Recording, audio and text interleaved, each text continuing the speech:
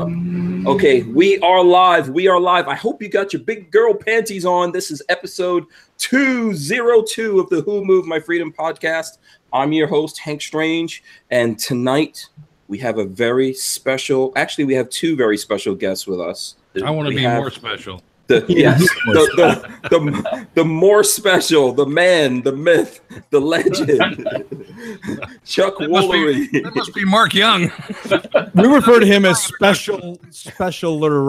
Specialer. I was gonna say special ed. I don't know. That's probably not going to be appropriate. That surge of thrill when you wipe out your best friend. I know the feeling. If anyone is joining us hoping for like political seriousness, yes, or any kind of seriousness at all, you're in big trouble. But we do have Chuck Woolery here tonight.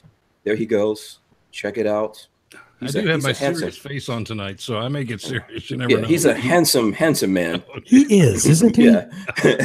And we also have Mr. Mark Young, who is Chuck's co-host on the Blunt Force Truth, excuse me. I'm already messing up. Blunt Force Truth podcast. Mark, how are you doing? I am doing just terrific. I've been looking forward to this. We're going to just have fun here and just do crazy, stupid stuff. Absolutely. Yes, we are. Yes, we are. And he's the brilliant one. Oh, really? Oh, boy. If you guys, I only wish you guys could see what we were see and listen to what we were talking about behind the scenes. We've also got Babyface P, who was, Babyface P. Yeah, he's Babyface P. There he goes. He's going to keep us all in line. Who has already failed us on the Lee Major problem. Sorry. Yeah, you better pull up things really fast, Babyface P. Don't let me down. So I'm just gonna throw this out there. I'm totally starstruck. Oh, don't be, please. I am a huge fan of Scrubs, and the episode you're on. Oh my God, a total favorite. So. I remember my son, who's now 28, about 4 or 5 years, called me one day and he said, "Dad, I had no idea you were on Scrubs, man. This is awesome." Yeah, that's amazing. We also joining us. Here he goes. Another man, a myth, a legend. There he goes. Me? Walter Keller, Safety Harbor Firearms. Me? Joining us with the AK. There he goes. So, Walter, you and I both are man, myths, and legends. What kind of deal is that? What have you done? A lot of legends going on there. Yeah, I got legends in our own minds. Yes, I'm on the ledge. Yeah, yeah. Chuck's he's I know you did game shows. Were you also a comedian? No, I never was. At least some people thought that I was, but I never was. I just kind of see life. Mark's like this too. He and I have something in common. He's a little more oblique than I am, but I have kind of a weird sense of humor. I see things that are funny in odd places. He sees things that are funny in really, really odd places. Okay, we get along great. Yeah, I read your bio, Chuck, and I had no clue you were a musician. There are a lot of people who were in my group and also producers in Nashville that had no idea I was a musician either. And that was during his musical career. Exactly, didn't right. know that. Yes. Well, I mean, whatever it took, you got it done, I guess. Well, yeah, I had a couple of hits, so got lucky twice.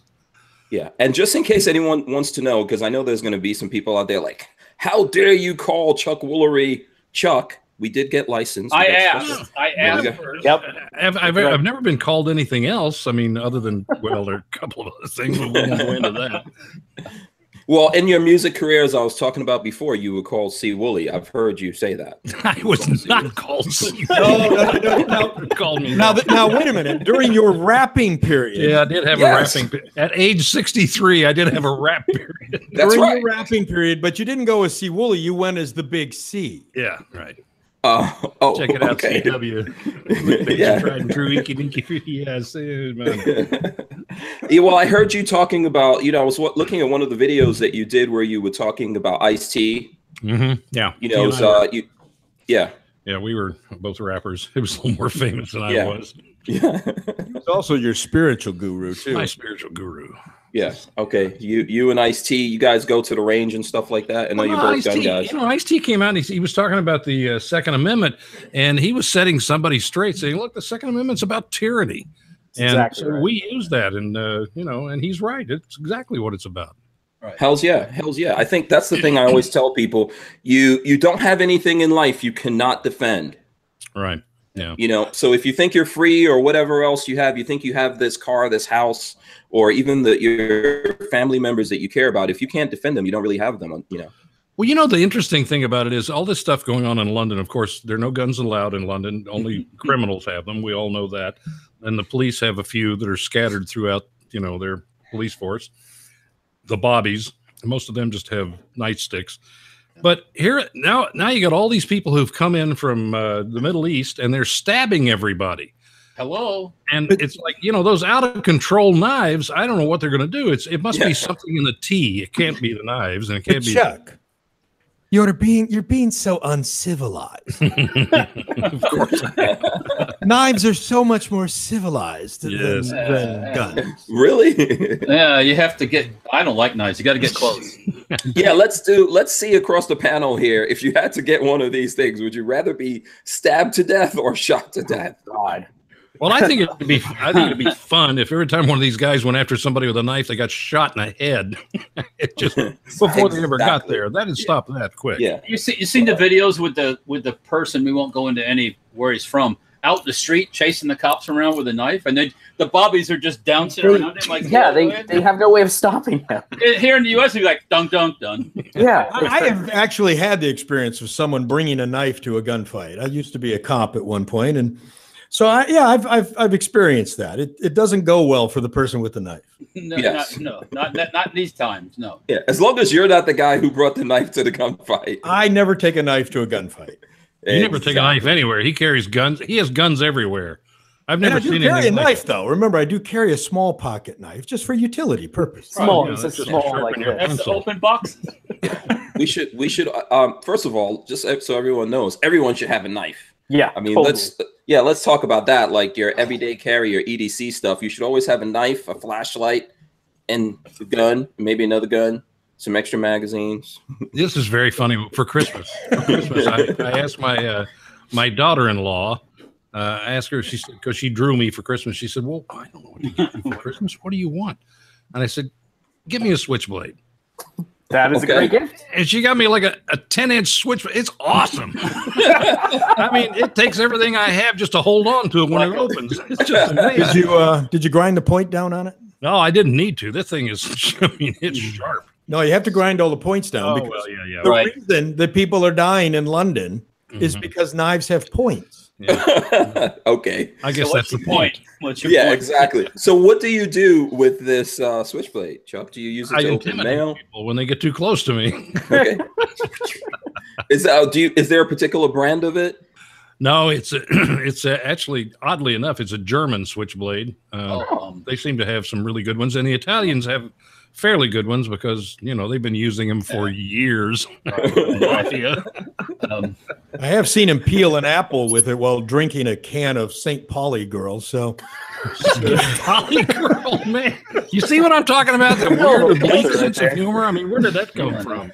Mark is your friend, right? Yeah, well, we have to re-up our friendship every time we get together. We have to go over some ground, you know, kind of redo it. It's a little bit like Trump and Little Rocket Man every time we get together. Yeah, thanks. Okay. That is, everybody's making fun of that, but that is freaking epic. Yeah. So what's the news on that today? Have we solved world peace? You know what he did, which I think is really interesting? First of all, he started calling him Little Rocket Man and demeaning him and doing all these things. And earlier he went, well, you just can't talk to a world leader like that. That's just a wrong thing to do. And you're just crazy. And Trump doesn't know what you're doing. That's uncouth. So then he gets together with him and said, you know, this guy is really very intelligent. He's really smart.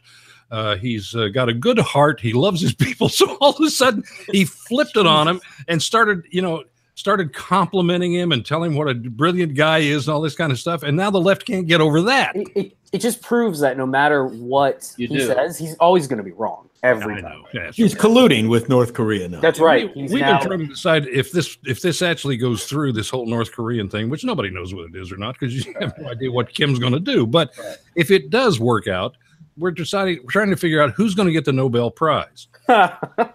Well, it'll either be Kim or the South Korean president, one of the two. Yeah, Trump is definitely out of the running. No way they're going to give it to him.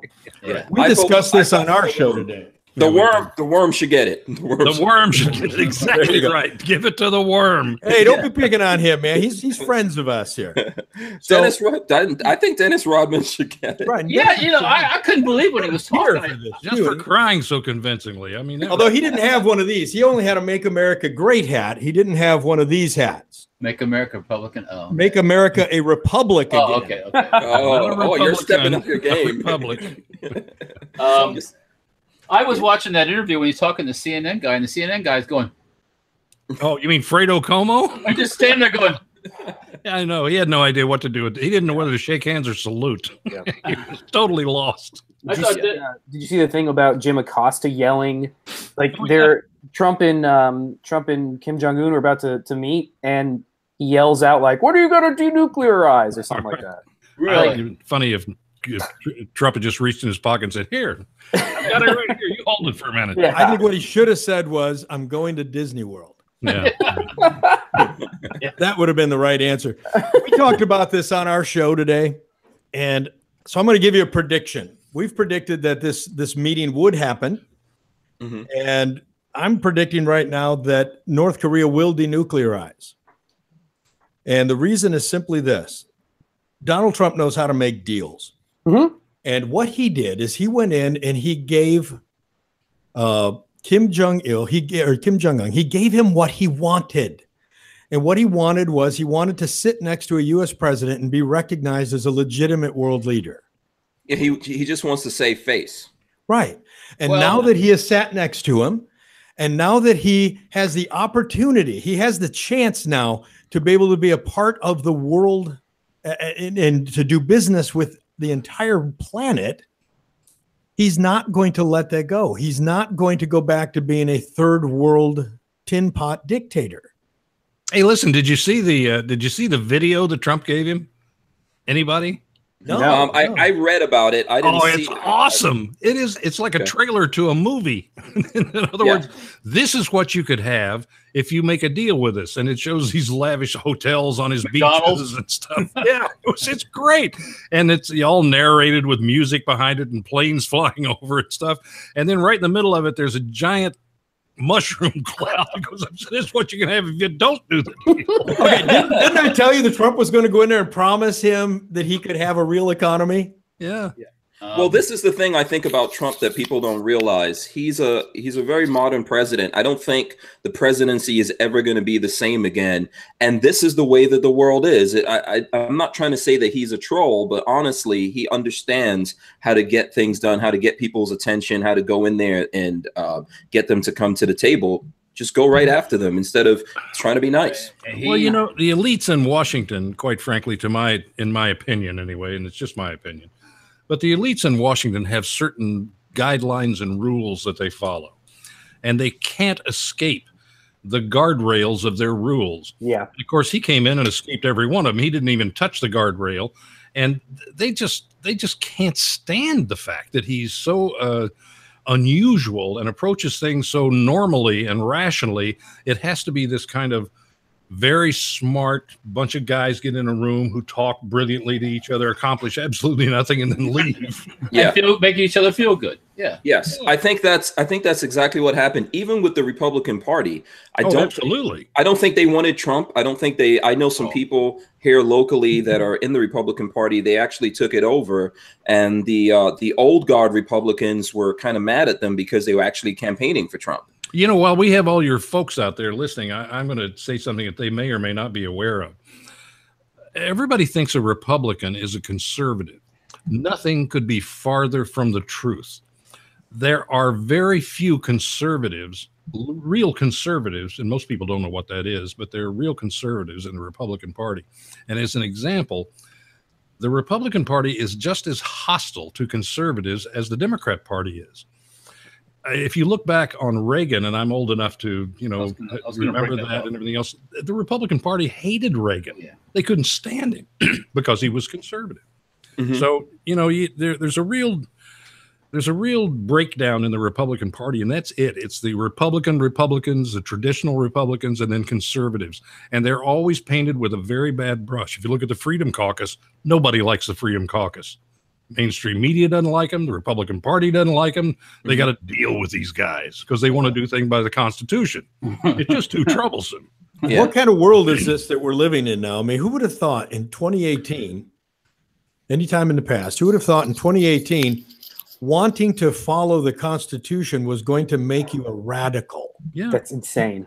Wow, I know. It's absolutely insane. Or you're far right is what it is. Oh, you're so far. Well, the Constitution's like right down the middle. It's not far right of anything. Yeah. Yeah. Or you're a Nazi if you follow the Constitution. And whoa, hang on. If he was a Nazi, all these ones talking about him would already been shot. Yeah, right. It don't work that way. They don't understand how that works. Okay, but understand this. It's because Donald Trump can't do anything right. So the problem is he doesn't even know how to be a Nazi correct. think about Israel. He just moved the embassy to Jerusalem. It's like, dude, you suck even at being a Nazi. And the world was going to end when he did that. Remember that? Well, the world's always going to end. People are going to die. I'm pretty sure it's Trump's fault that volcano blew up. Of course. Of course it is. Yeah, absolutely. So Chuck, you were saying that people don't really understand what it is to be a conservative. Right. You know, I would like to actually know what your opinion is of that. You know, what's the bullet points? It's very simple. It's really simple. And the problem is most people don't know what I'm getting ready to mention. They know of it, but they don't know anything about it. Or they know very little about it. And that is the Constitution is primary to being a conservative, following the Constitution, which is the law of the land, the Bill of Rights, the Declaration of Independence, embracing all three of those. Then if you do that, you are a conservative. And most people don't because we're all confused about socialism, for instance. I'll give you an example of the other side and how they're confused. With Bernie Sanders, he said, yeah, I'm a socialist, but I'm a democratic socialist. Or you hear people talking about a European socialist as if they're all different kinds of socialists. They're not. Well, I have my example of that, Chuck. I always said my example of Bernie Sanders and his democratic socialist is like Jeffrey Dahmer saying he was a gourmet cannibal. Because it puts a different face on cannibalism. It's like, I'm not just any cannibal. I'm a gourmet cannibal. I'm not just any socialist. I'm a democratic socialist. So it's easy with all of these things to become very confused. And this is where our politics lives. Our politics lives and thrives in confusion and chaos and complexity. As complex as they can make it, as chaotic as they can make it, as confusing as they can make it, they can get away with anything. They don't have to define anything. They can define it by saying you're a Nazi or you're a fascist. Or you're a racist. You're a racist. Yeah, right. Yeah. I mean, you name it. And that's how they define you instead of by what you really think and what you believe. Yeah, they could just double speak you to death. I think that is the point, to confuse everyone. Well, I misspoke. And they're winning. What do you mean I misspoke? I didn't mean that. I misspoke. Well, that's Washington for I lied. Yeah. And one thing I said before the election, the first guy that comes along, and Trump was good because he could pay his own way, and the guy that doesn't apologize every 5 minutes that he misspoke and he didn't do that, people are going to love him. And what happened?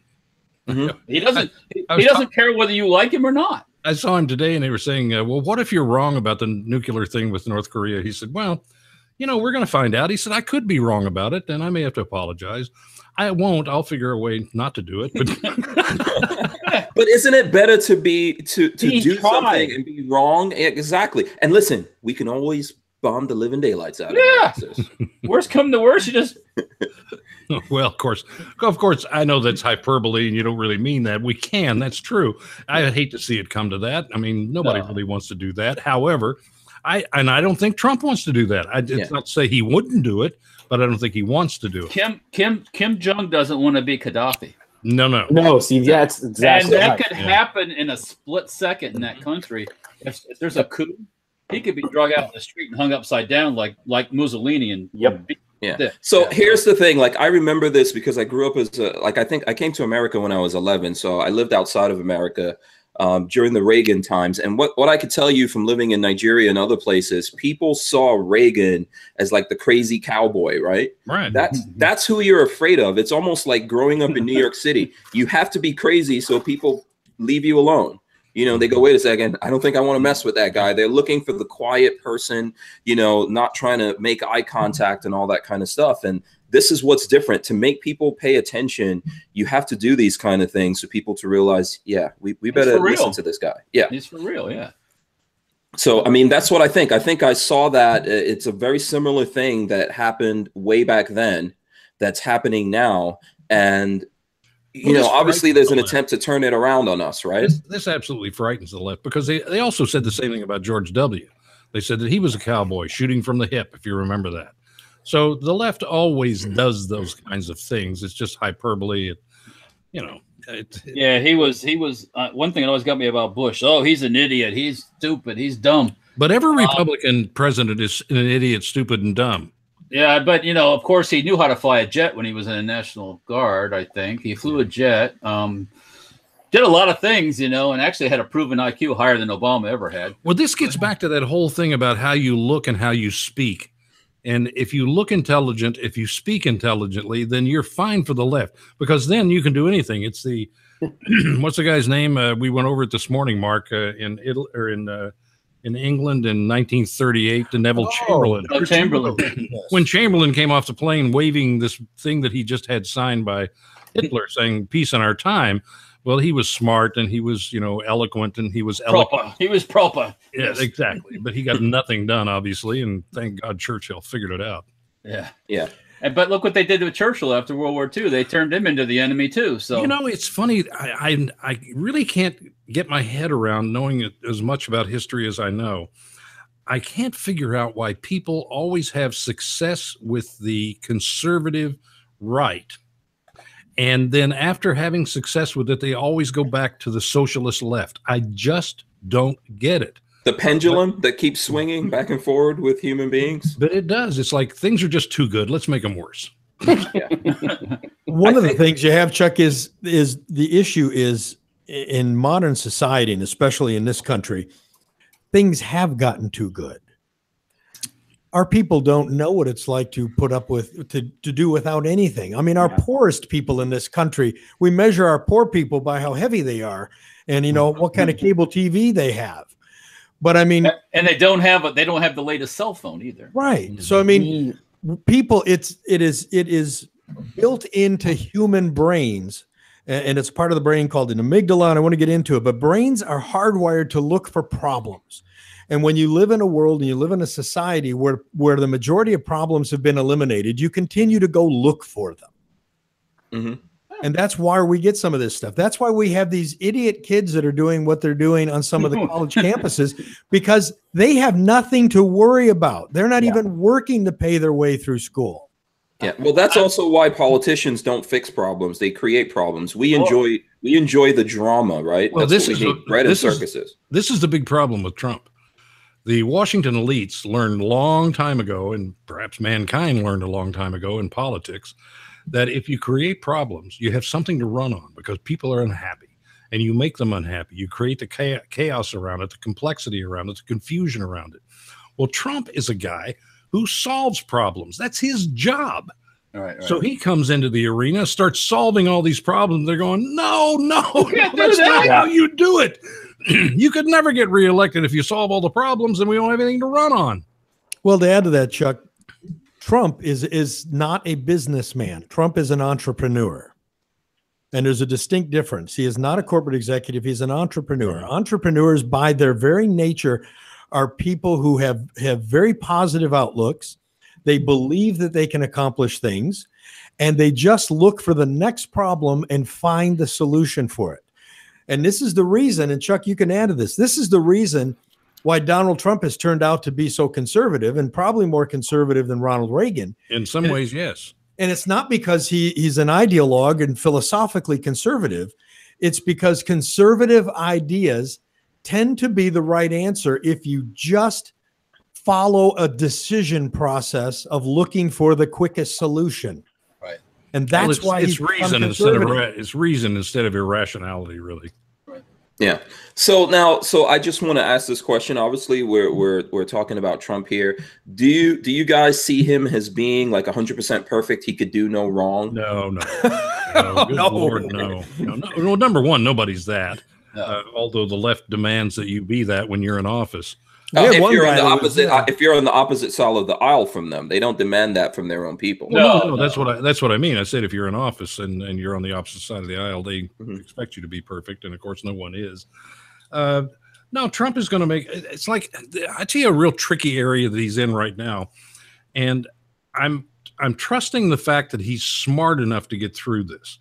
Most people don't understand what a tariff is. When he starts talking about tariffs and everybody's against it and they don't want to do this and anything else. Well, tariffs are a tax that a nation imposes on another nation for products. I'll give you an example. If you want to buy a Harley Davidson in Greece, if it costs $26,000 here, by the time you buy one in Greece, it costs $52,000. They have 100% tax on that. Now, that tax or that tariff goes into the pocket of the government. So it puts your people in a position of having to pay more for things that they want. It's less freedom. So tariffs are less stuff. Yeah, or you get stuck buying inferior products. You just don't have the choices that you have in a free market society. So I think one of the interesting things that most people overlooked when Trump started this whole thing with Canada and our so-called friends who have massive tariffs on us that no one ever talks about, is that he said, look, here's what I would like to do. Let's all start at zero. We'll get rid of all our tariffs. You get rid of all your tariffs, and we'll trade. How about that? Free market. Real free market. Exactly. But that's too simple. Here's what it is. It's not about simplicity. It's about government control. So if you go to Europe and places like that in Canada, they don't live the freedom that we live. They want to control what their people buy and how they buy it. So in order to do that, to put tariffs on other products like Canada with dairy, they don't want any of our dairy to come up there, because if you're going to buy a stick of butter and it's 300% more than a Canadian stick of butter, which one are you going to buy? So it's protective, and it's also controlling, and it's less freedom, period. I'll tell you how controlling Canada is. So I'm in Detroit. Canada's just the next city over. I had a friend who's a photographer who went across the bridge, and he was going to shoot a wedding for a friend of his. He was doing it for free. Had his camera equipment in. They asked him, do you have any declared? So I have my camera equipment. What are you doing with it? Well, my friend's getting married. I'm going to go take pictures at his wedding. They stopped him at the bridge and wouldn't let him across because they said he was taking a job from a Canadian photographer. What? Are you serious? I'm dead serious. Well, that's the kind of stuff that goes on. God. Yeah, that's the kind of that's stuff. the kind of stuff that happens in Italy, lots of different places. We've seen it. You know, this is all about government control. This is all about socialism, frankly. And anybody who thinks that we don't have socialism, that it's been infused into our government over the last 100 years, is just stupid or ignorant one, depending on or they want it.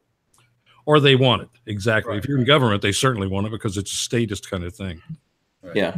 So now here's along the same line of thinking with Trump and what do we think about, we just 100%, cheerleaders for him. What do you guys think about what he's saying when it comes to the Second Amendment lately? I know I hear some things coming out that are kind of disturbing to me. I know there's, the way the media is slanting it or whatever, but then there's definitely what we see him say. What do you guys think about that? I think Trump does. I think Trump is smart enough to play both sides of the aisle. He will lull you into a position of acquiescence by agreeing with you and then saying, well, I agree with you. However, now that I've got you where I want you, the Constitution actually says this, so I can't do that. Well, yeah, look at the Love Fest when he met with Pelosi and all that. Exactly. They were giddy. She hadn't been that way since the last time she got laid. Right. Right. And holy crap! None of us are old enough to remember that. Yeah, who knows how long ago that was, Walter.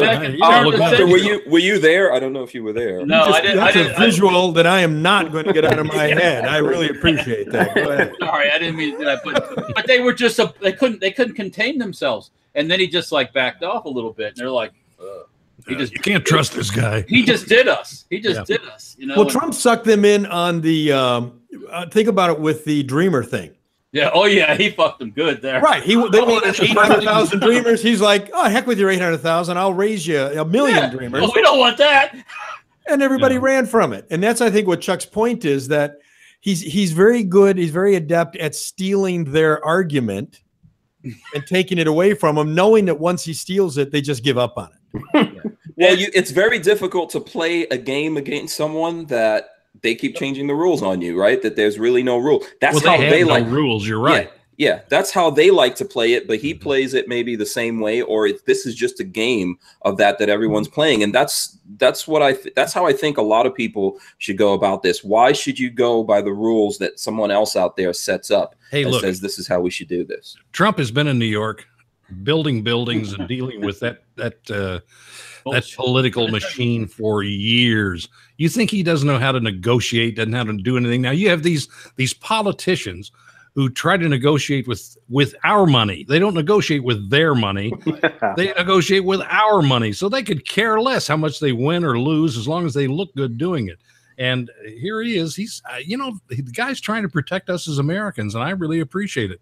And if he does something off the rails, I'll mention it and bring it up and go at him a little bit. But frankly, up to this point, I haven't seen anything yet that has literally come to fruition that I haven't liked, with exception of the omnibus bill. And I think that he was that was purposeful, though. I think he was pressured into that by Mattis. But I think that won't happen again. I don't think it'll happen again either. No. Okay.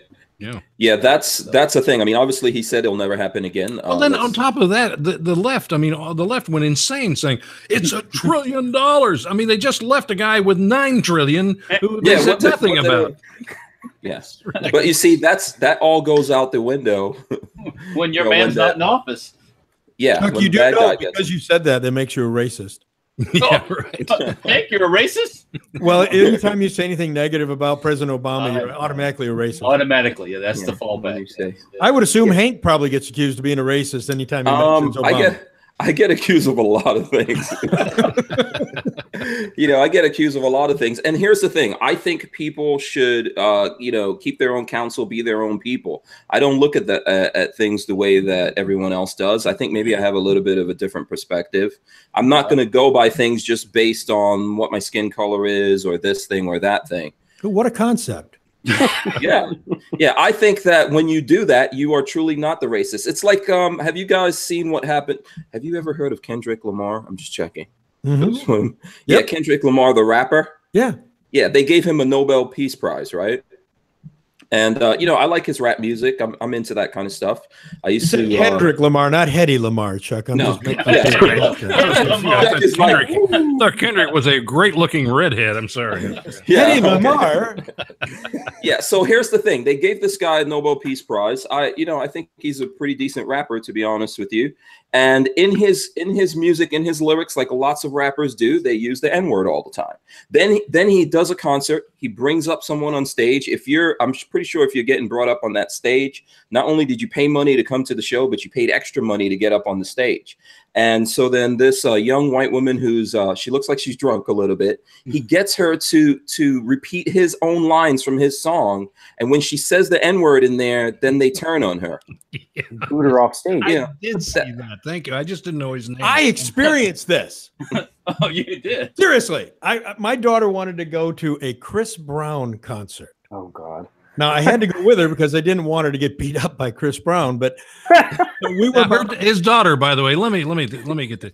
His daughter is she Guatemalan? Is that what it is? Guatemalan. She's Guatemalan. She's about 4'5". Okay? She's a little tiny Guatemalan. So she's tall. Girl. She's tall for that's right for Guatemala. So we go to the Chris Brown concert, and Chris Brown is on the stage, and everybody's got their hands in the air, and he starts yelling, "All the ends, put your hands in the air." And he keeps yelling, "All the ends, put your hands in the air." The same thing. I look over at my daughter. I'm like, "What do? I'm confused. I don't know." And my daughter's like, "Don't put your hands in the air, Daddy. Just keep your hands where they're at. Keep your hands down, Daddy. Don't put them fall for it. It's a trick." This is so weird. Like these people are supposed to be artists. They're supposed to be creative. You create this, and then people fall in love with what you create. You become wealthy, famous, all of those things behind it.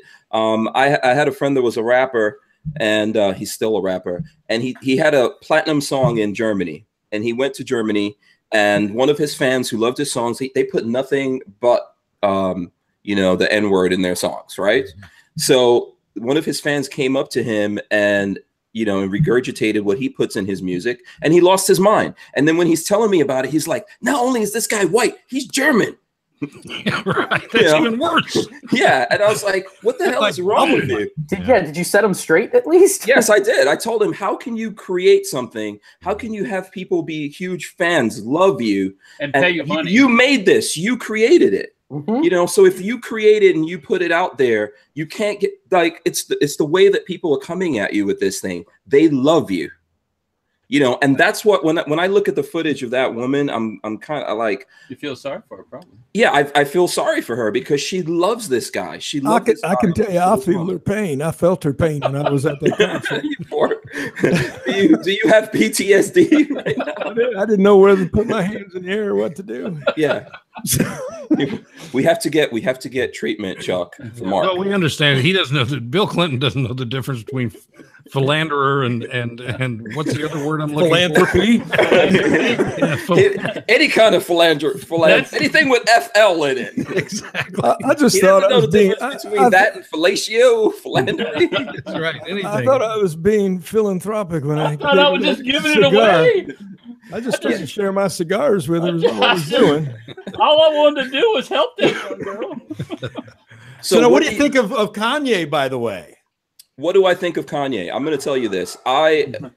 Same thing. You know, I grew up in hip hop music when I came to America. Huge fan of it. I think Kanye is incredibly creative, all that kind of stuff. He's obviously a little bit crazy, but when he said that slavery is a choice, that's not what he said. That's not what he said.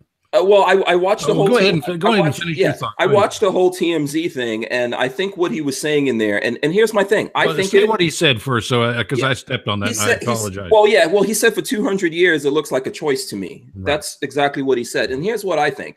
I think it is a choice, and it's a choice under these circumstances. If someone has waved a magic wand and you can no longer pick up a weapon, you can't pick up a gun, you can't pick up a sword or any kind of weapons. If you're not able to fight back, then slavery is not a choice.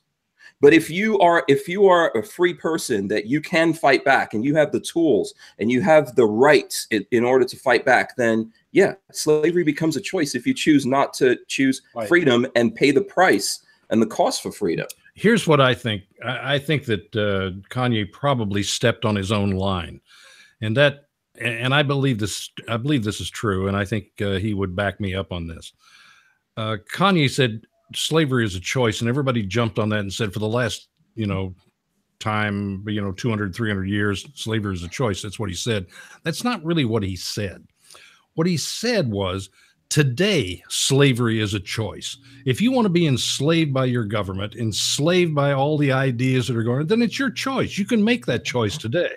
There was a time when you couldn't make that choice, and he didn't make that distinction. And so it gave the left the opportunity to jump all over it. Yeah, and I think that it's a choice that people are making. People are actually, human beings in today's society are making the choice to choose slavery. Another crazy thing in regards to slavery, I remember when John McCain was running for president, and Whoopi Goldberg said that if he became president, we would go back to slavery. Mm-hmm. Then you fast forward to today where John McCain didn't make it. You had a whole bunch of other people that ran for office and didn't make it. Trump's in there. And now like John McCain is like some awesome, of course, demigod that sits up high in the mountains, and he didn't, he wasn't going to bring slavery back to America. It's a choice that these are choices that we make when we decide, to allow this stuff to happen to us. So when it comes to guns, for example, I think when you have people in America, not just people who look like me, when you choose to support people that want to take the Second Amendment away from you, you are choosing slavery. Hey, listen, in the South, the former slaves had every right to own a gun, and the KKK went after them. They wanted no part of it. The Democratic Party did not want them to be able to protect themselves. Well, they were literally called the Black Laws. Yeah, I mean, I think it's fascinating. If you compare historically the Democrat Party, the Republican Party, I know the Democrats all have all kinds of excuses why it's changed. Oh yeah, the parties switched spots. Remember? I mean, this is absolutely not true. 1963, we just got up and switched. There is a woman. I'm gonna invite everybody. This is really off subject, but I'm going to invite everybody to do this. There is a piece on Prager University, and if you don't know what Prager University is, Go look it up online. Google Prager University. Is it about how to get pregnant? No. That's Prager University. That's on a porn site. That's a different site. Wrong site. That's a Clinton site. That is not a Dennis Prager site. So I didn't get her pregnant. I didn't do that, Chuck. I didn't do that. I didn't get her pregnant. So there's a black woman who is a professor at the University of Tennessee who does a whole thing about the Democrat Party and slavery. It is brilliant, and it's only about 5 minutes long. So please go look that up. I wish I had it in front of me so I could tell you exactly what it was. So I actually Googled Prager University. Actually, I think I was Googling black laws, since you said black laws. And one of the things that comes up is it's called The Inconvenient Truth About the Democratic Party. And who's the woman? Could you figure out what her name is? Sorry, I'll grab her name. Huh? I'll get her name. Give me a second. She brilliantly puts this together, and I would suggest that everybody take a look at this and make up your own mind. Now, by the way, the Southern Poverty Law Center, which has nothing to do with Southern, has nothing to do with poverty, and has nothing to do with law, which I personally support with my tax dollar, not my tax dollars, with my donations. I have like a payroll deduction program for them. They just announced Prager University as one of the great enemies of America. Of course. Which I tweeted to Prager. Congratulations. You made it. Badge of honor. Badge of honor. Well, this is how you know. I don't know if you guys heard it. Now, you guys have a YouTube channel, and I do want to take time to have, listen, guys, you can hear a lot of this from Chuck and Mark on Blunt Force Truth, the podcast, okay? And there's a, you guys have a .com. You also have a YouTube channel, right? We've got a YouTube channel. We have bluntforcetruth.com, which is also a news site. Chuck does daily radio minutes on 65 radio stations around the country.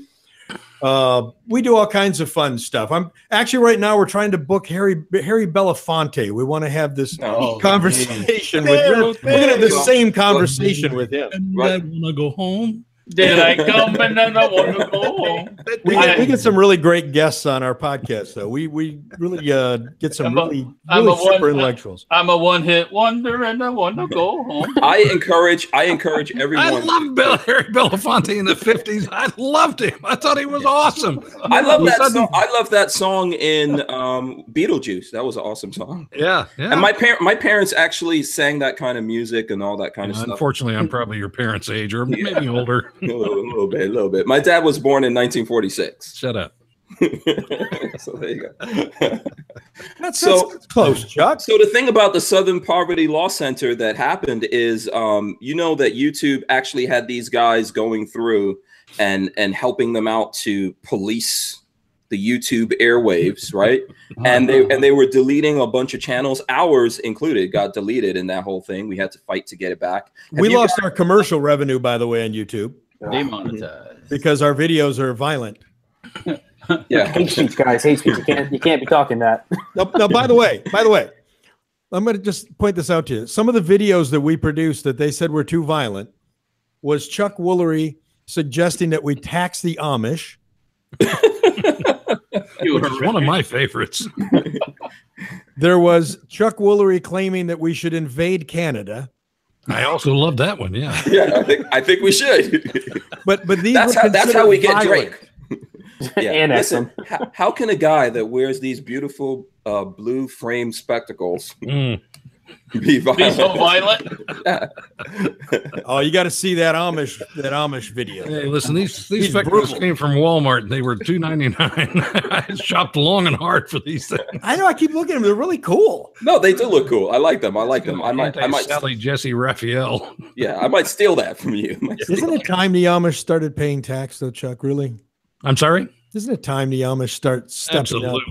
They're getting away these sneaky little those sneaky little bearded bastards is what you refer to them as. Yes. Yeah. So tell me about Chuck's war on the Amish.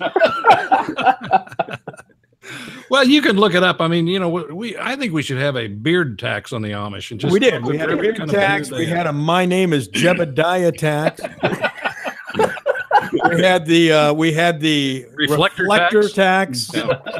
Yeah. The armpit hair tax that we had that one in there. Yeah, well, couldn't want to sneak that one in. Beard tax, I believe, is what it was.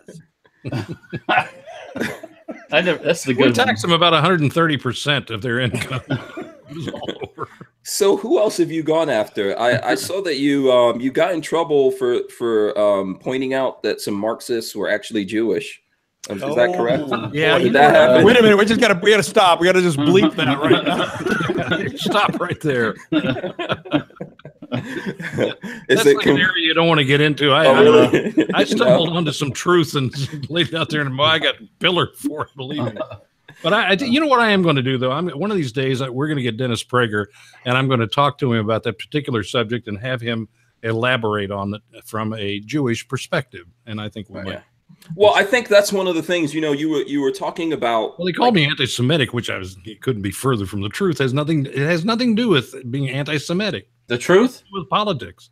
Yeah, it's the truth, right? I mean, they were what they were, Well, I was talking about Germany and Russia.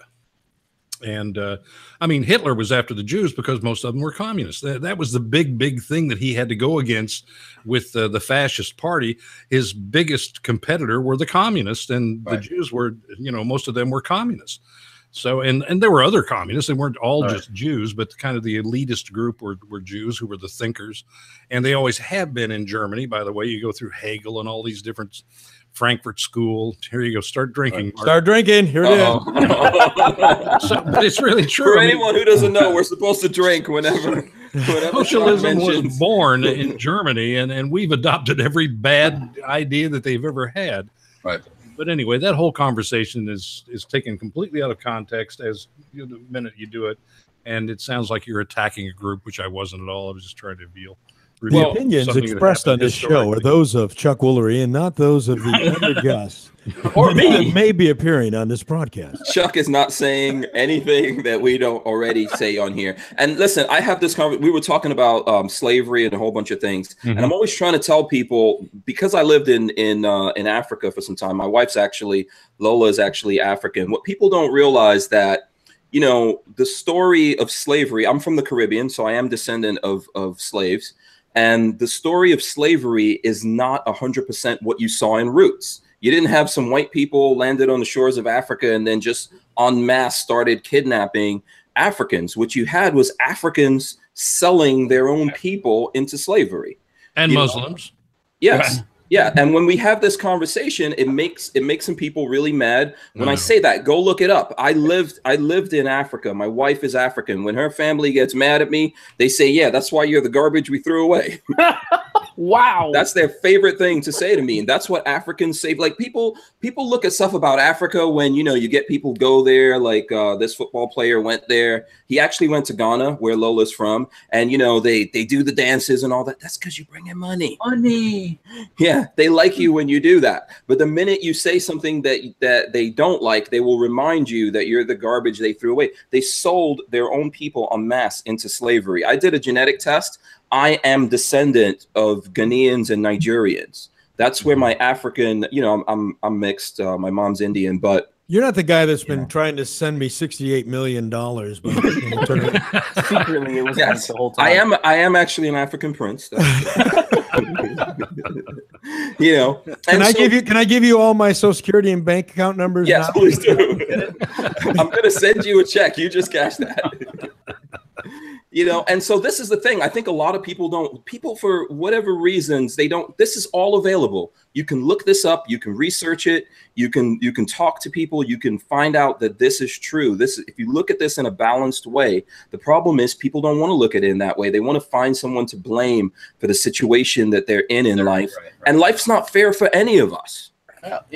Once again, it's the facts. Just look at the facts. Yeah, most people aren't interested in that. That's what I found. I found that if you have facts that go against what people believe, even though it's irrational, they just don't want to hear it.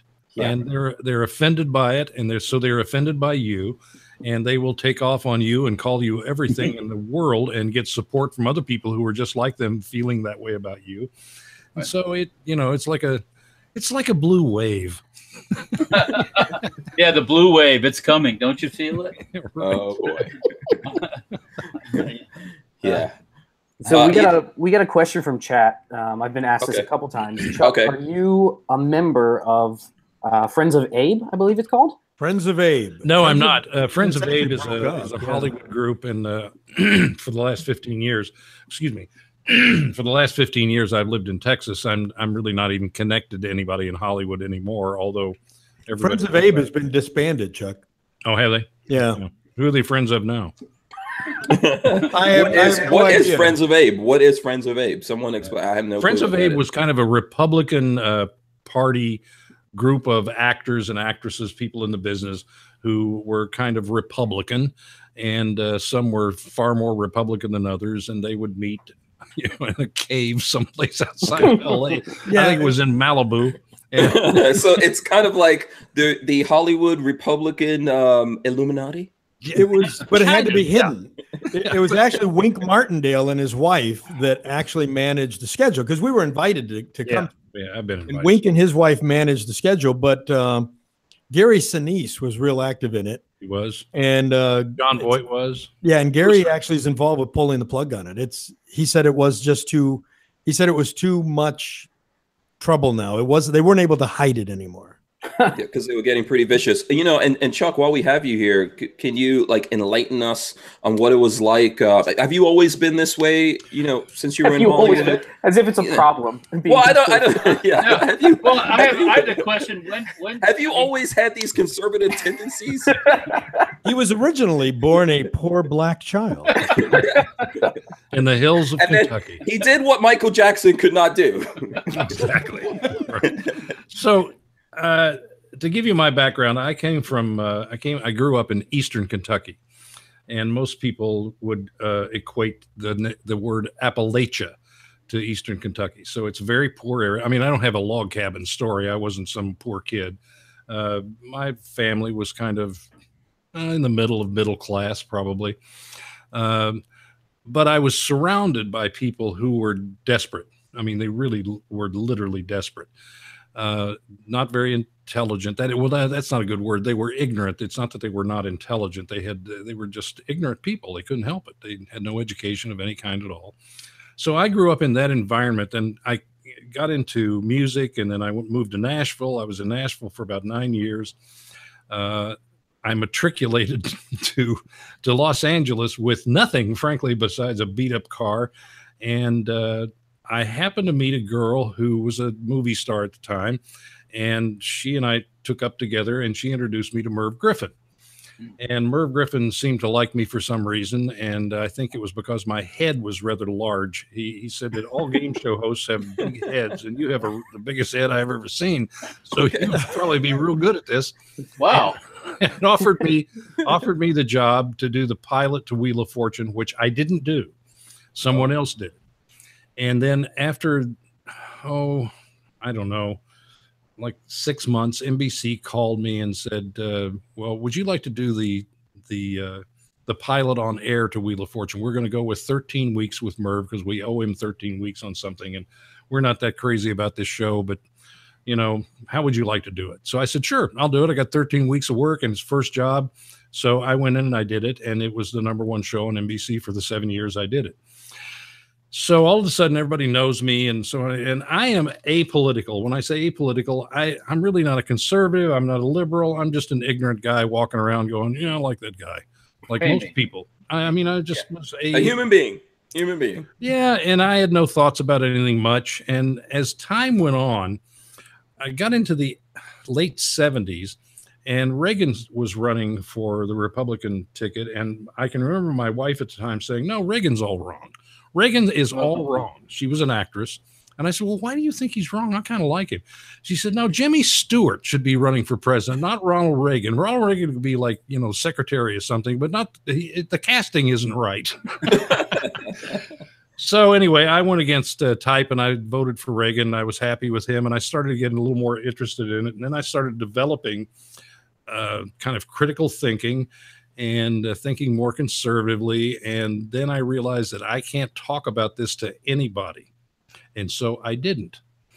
And for the entire time I was in Hollywood, I guess for the 42 or 43 years I was there, and 7 shows later, I really never told anybody what I was, because I found out very quickly if you did, you wouldn't work. And so I kept my mouth shut. And I just would nod at people when they talk about politics, or turn around, walk away, and say, I don't even know anything about what you guys are talking about. So I'm going to go over here and talk about, sailing. And so I avoided that until I started doing Love Connection. And my producer on Love Connection was named Eric Lieber, and he would come in and he would come into my dressing room, because I went to work about 3 o'clock in the afternoon. At 3:30, Rush Limbaugh came on. I used to start to watch Rush Limbaugh. Oh, boy. And he said, once Bill Clinton's out of office, Rush Limbaugh is going to have anything to talk about. And I said, yeah, boy, you're probably right about that. So I didn't even reveal to him. That's when he got his G6, though. I had to tell him.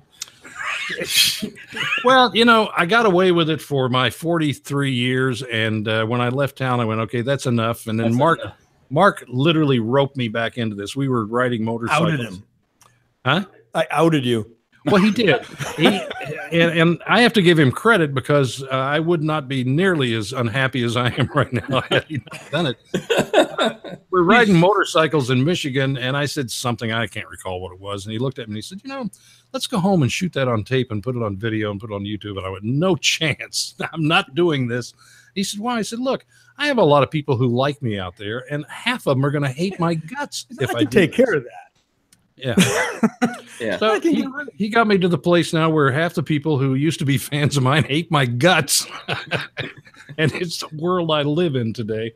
But, I've started, I guess, in the last 10 years, maybe 7 years, really studying history. I put it on myself to go back and look at as much history as I possibly could to see what got us from there to here, and why we are what we are, and why we don't know anything, why most people are just ignorant, realizing that I went through school and I never learned anything about the Constitution. I never learned anything about the Bill of Rights. I was totally ignorant. So I've had to educate myself on it. And in doing so, I've become more conservative. It's kind of like, who's the guy who wrote The Witch, the Ward, and the Wardrobe? What's his name? The author Lion, from the Witch, and the Wardrobe? Who say that? The book you're talking, Lion, the Witch, and the Wardrobe. Yeah. Who wrote that? Oh gosh, who's English? It begins with a C. Yeah, I just can't think of his name right now. But let me give you a little example of what he went through. C.S. Lewis, are you? Yeah, C.S. Lewis. Yep. C.S. Lewis went through a thing where he was babyface. You blew that again. I just got to tell you, you should have had that, man. Yeah, that's two. So C.S. Lewis went through a thing where, and he was noted to be brilliant in his debate skills. He could literally debate 3 sides of an issue, and he was just known for this incredible mind. And so he dedicated himself one summer. He was going to take the Bible, break it down, and destroy all of these myths once and for all. That's what his purpose was. And in doing so, he became a believer. So that's kind of what happened to me by breaking down everything that was political and what people were after, the human condition and all of that stuff, weaving all those things together. I became a conservative, not a Republican, but a conservative. I am forced to vote Republican, as most conservatives are. I don't like it, but it's what I've got. Now I always say we can get rid of the Democrat Party and then we can start cleaning out the Republican Party. Yeah, there you go. Do you still think that's true? I mean, I think a lot of the problems we have is because of this 2-party system. Yeah, but there's lots of people that feel the way that you do. I know I do. For crazy reasons here in Florida, I'm still registered as a Democrat because Florida has this stupid thing. If you have to choose Democrat or Republican or independent, and if you choose independent, you can't vote. You can't vote for anyone unless there's an independent. It's a real insane kind of thing that's going on. And most of us are right where in the position that you're saying, Chuck. Well, most of the problem is you have to declare, I declare Republican because that allows me to vote in primaries. Right. If I'm not declared a Republican, I can't vote in a primary or a Democrat. Same thing here. The problem with the Democrats, which have gotten away with this until Trump, maybe a little bit before, but it's been very interesting. The Democrats have always had this Marxist, and I don't mean this as hyperbole, but this Marxist Hegelite philosophy of a centralized statist government. So they have always been socialists for the longest time, and no one knew it. And then they think they've evolved into this over the last 100 years, or even the last 8 years. They think they've evolved into this. I'm telling you, historically, they have always been there. Since like Wilson. some less than others. There were those blue dog Democrats, and there were conservative, kind of conservative-like Democrats. But today, we look at them now, and we know exactly who they are. If you're paying any attention at all, if you're not, you only know the hyperbole that surrounds them and what they say about other people. And, you know, the economy's not any good, and the $2,000 in your pocket doesn't mean anything. But that's all, you know, ancillary. Their primary purpose is to become a European socialist type government in this country. Everything we've always tried to avoid. Right. And a lot of Americans are falling for it, and I think it's a shame. So it's kind of my purpose, along with Mark, to clarify, clear the air up, be responsible in instructing people who will listen as to what's going on, why it's going on, and where it's going to lead us if we're not careful. So that was a lot. That was a mouthful. I'm sorry to take up all that time with that, but you know. No, not at all. I think that's the way that a lot of people feel. What were you going to say, Walter? I said once I got a little older, I started thinking, you know, all the time we always made the Russians into this big enemy. Our big enemy, the Russians, they're coming to get us. We had the enemy here all the time. The Russians are not. They're not going to swim across and get us. It's the Democrats that are here that are the enemy the whole time. When Khrushchev was walking across in the 50s, some Iowa farm trying to figure out how we grew such great corn, talking to the Secretary of Agriculture, he was claiming, he said, you know, we will never have to fire a shot. I promise you, we will pick you like low-hanging fruit. And that's exactly what's going on today. They are picking us, and I say we're picking ourselves as low-hanging fruit. Chuck, when you think about what's happened with the parties, you hear this, it drives me nuts when you hear these people say how the Republicans and the Democrats switched parties in -- which is totally ridiculous. But what's really happened, if you think about it, the majority of the Republican Party we have today, the majority of that party has become the Democratic Party, the Democrats, right. And the Democratic Party has actually become the Socialist Party. Right. They moved on. Mm-hmm. Right. There's been a complete shift. Mm-hmm. So I'm sure that there are a lot of people out there who will probably disagree with me on that, but I don't care. Yeah, and I think you're seeing kind of like a revolution is happening, even though the Republicans are trying to stop it. The reason that Trump got elected is not because of the Republican Party. You see it in what's happening. His biggest enemies still right now are in DC, and they have an R.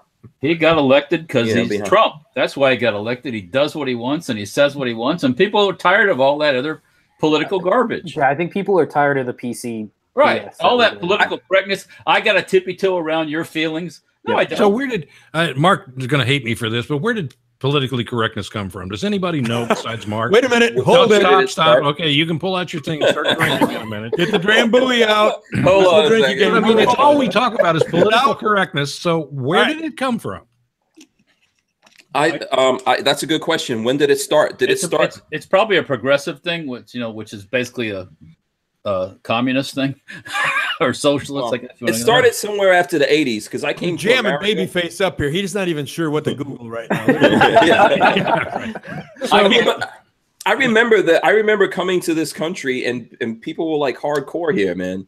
Mm-hmm. And now we're on some next level bullshit that every single thing you're worried about what you say and how other people might think about you and all this stuff. And so when you say it's Marxist, it actually isn't Marxist. It's Hegel, and it comes from the Frankfurt School in Germany. Oh, I got a drink. It started in the late 1800s. Well, that's Karl Marx, though, isn't it? Salute. No. Karl Marx took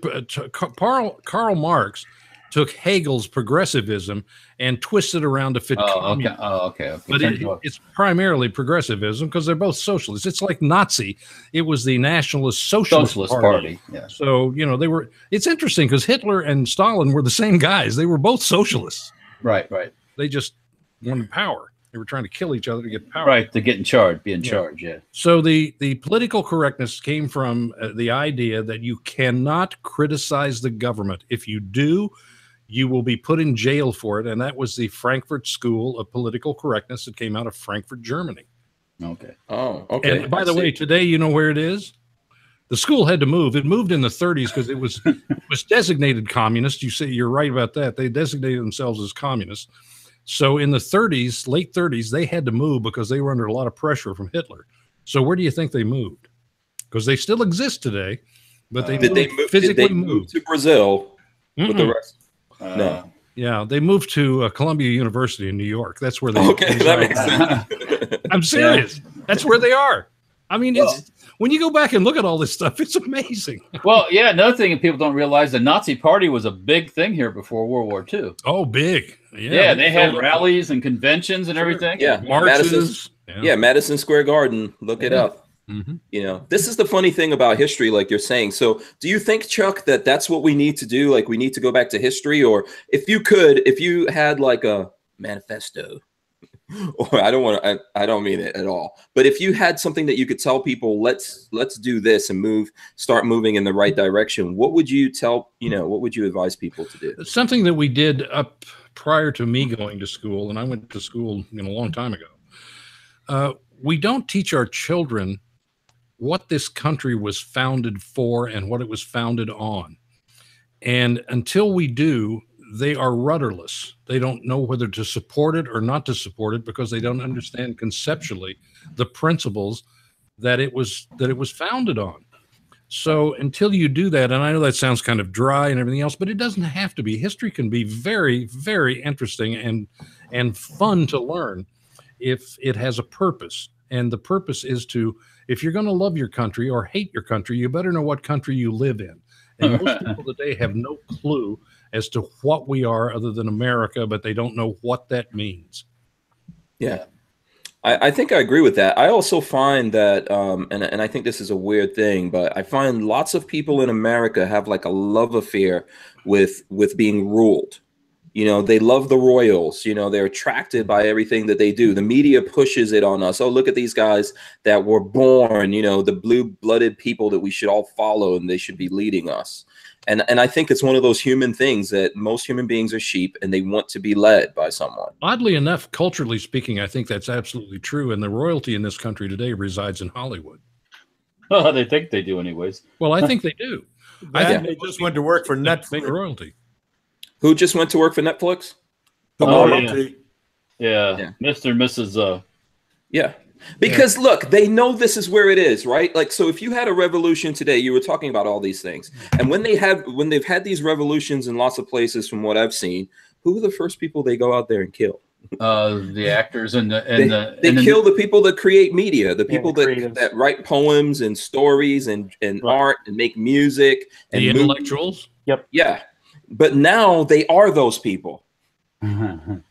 Well, maybe now they are those people and they get it. And those people are trying to tell us now what to do. And they're trying to take away our ability to be free, in my opinion. The thing is, you're talking about what should be taught in school and everything else. History is not about dates and times. History is mostly about people and how they felt, what they thought, what motivated them.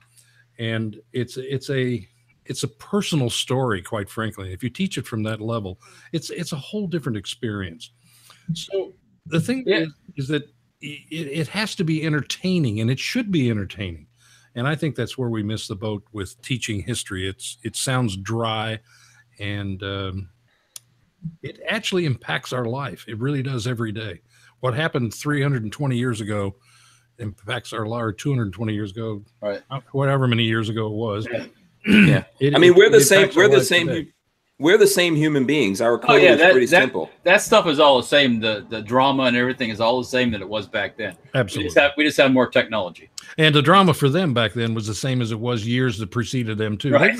They literally went back to the 16th century to write our Constitution and things like that. They took things they looked at everything that they could possibly look at to define a brand new form of government that was supposed to be run by the people, and it doesn't. We are in a post-constitutional government right now.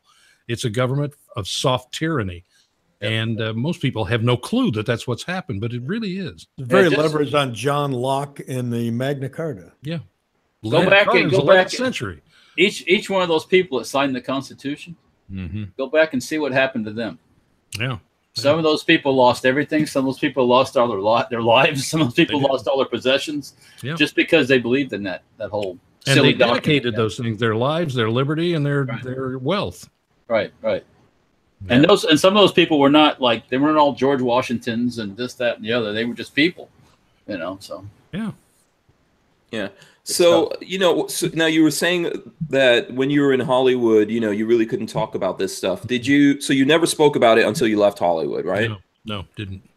Yeah, and have you gotten any pushback from people since you've left? Okay. Oh, yeah. They I mean, it's virulent. It really is. It's yeah. I mean, I was reading something in the New York Times about you.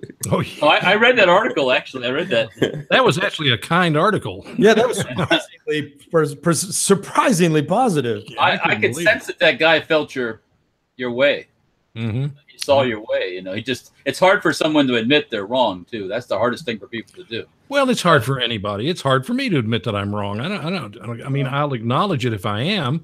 But it's still difficult for most people. You want to think you're right about what you're doing, and when someone takes you off your game and says, "Hey, look, it's better to go over here and make this turn instead of that one. If not, you're going to end up in a maze. You'll never get out of it." Right.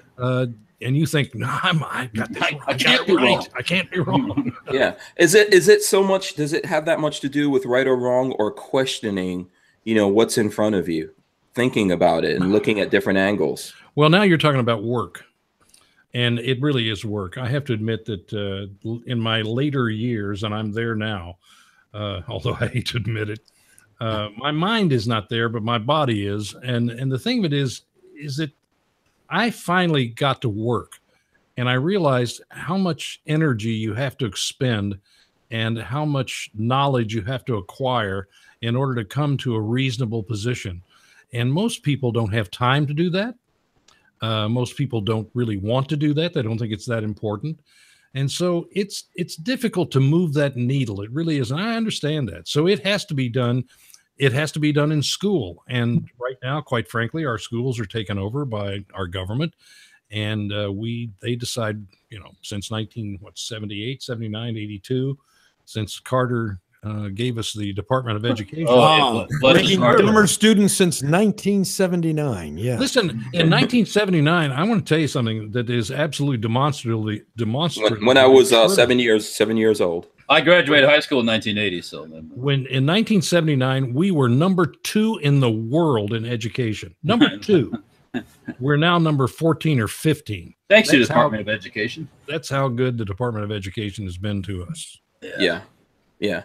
So you know what? I'd like to figure out. I know you moved from Hollywood. You went to Texas. Is that when you got into guns, or were you into guns when you were in Hollywood? No, I grew up with guns. I was shooting 22 shorts when I was 7, 8 years old with my dad, and we hunted. And in fact, there's a story. My father was kind of an interesting guy. He could talk to a pig farmer, or he could talk to an elitist, whatever it was, and he seemed to be able to manage both areas pretty well in his life. And we were out in the country in a 1941 Chevy. I'll never forget this. And there was a guy named Wick Boggs who we used to get our hunting dogs from. He had beagles, and we shot rabbits and things like that. And I ate wild game probably 4 days a week because my father was a hunter and a fisherman. So we were all talking. I'm this little kid. I'm probably 5, 6 years old. And Wick Boggs is one of these country guys who's great big guy with overalls on with one strap hanging down, and all the time he's talking, he has a single action 22 at his side. And I remember watching him do this. He would reach down and pick up a rock, and they were having this conversation with like 3 or 4 guys and my father's friends, and he'd throw it in the air and shoot it and hit it every time. It was like skeet with a 22, okay, and a quarter. And he never missed. And in the midst of this, he said something that was apparently off color. And my dad was like 5'9", sturdy little guy, but 5'9". And he took Wick Boggs, threw him across the hood of our 41 Chevy and said, "If you ever talk like that in front of my son again, I'll beat your brains out." Now, these were best friends. And I was shocked. I mean, it scared the crap out of me. I'm only 5 or 6 years old. I'd never seen anything like that. And it just scared me. So we got in the car. And I said, "What's that?" He said, "Wick Boggs. He's just, I didn't want him to talk like that in front of you. It's unnecessary." I said, "Yeah, but how could he take a 22 rifle and shoot like these little rocks?" He said, "He's been doing that since I've known him as a kid." So that's kind of how I grew up in a nutshell. Besides, I went frogging and fishing and shooting with my dad and my uncle, who was in the Army, and ended up At 16 years old, joining the Navy Reserve with my parents' permission, went to Great Lakes for boot camp. And while I was there, they had a shooting competition with 22s on a rifle range.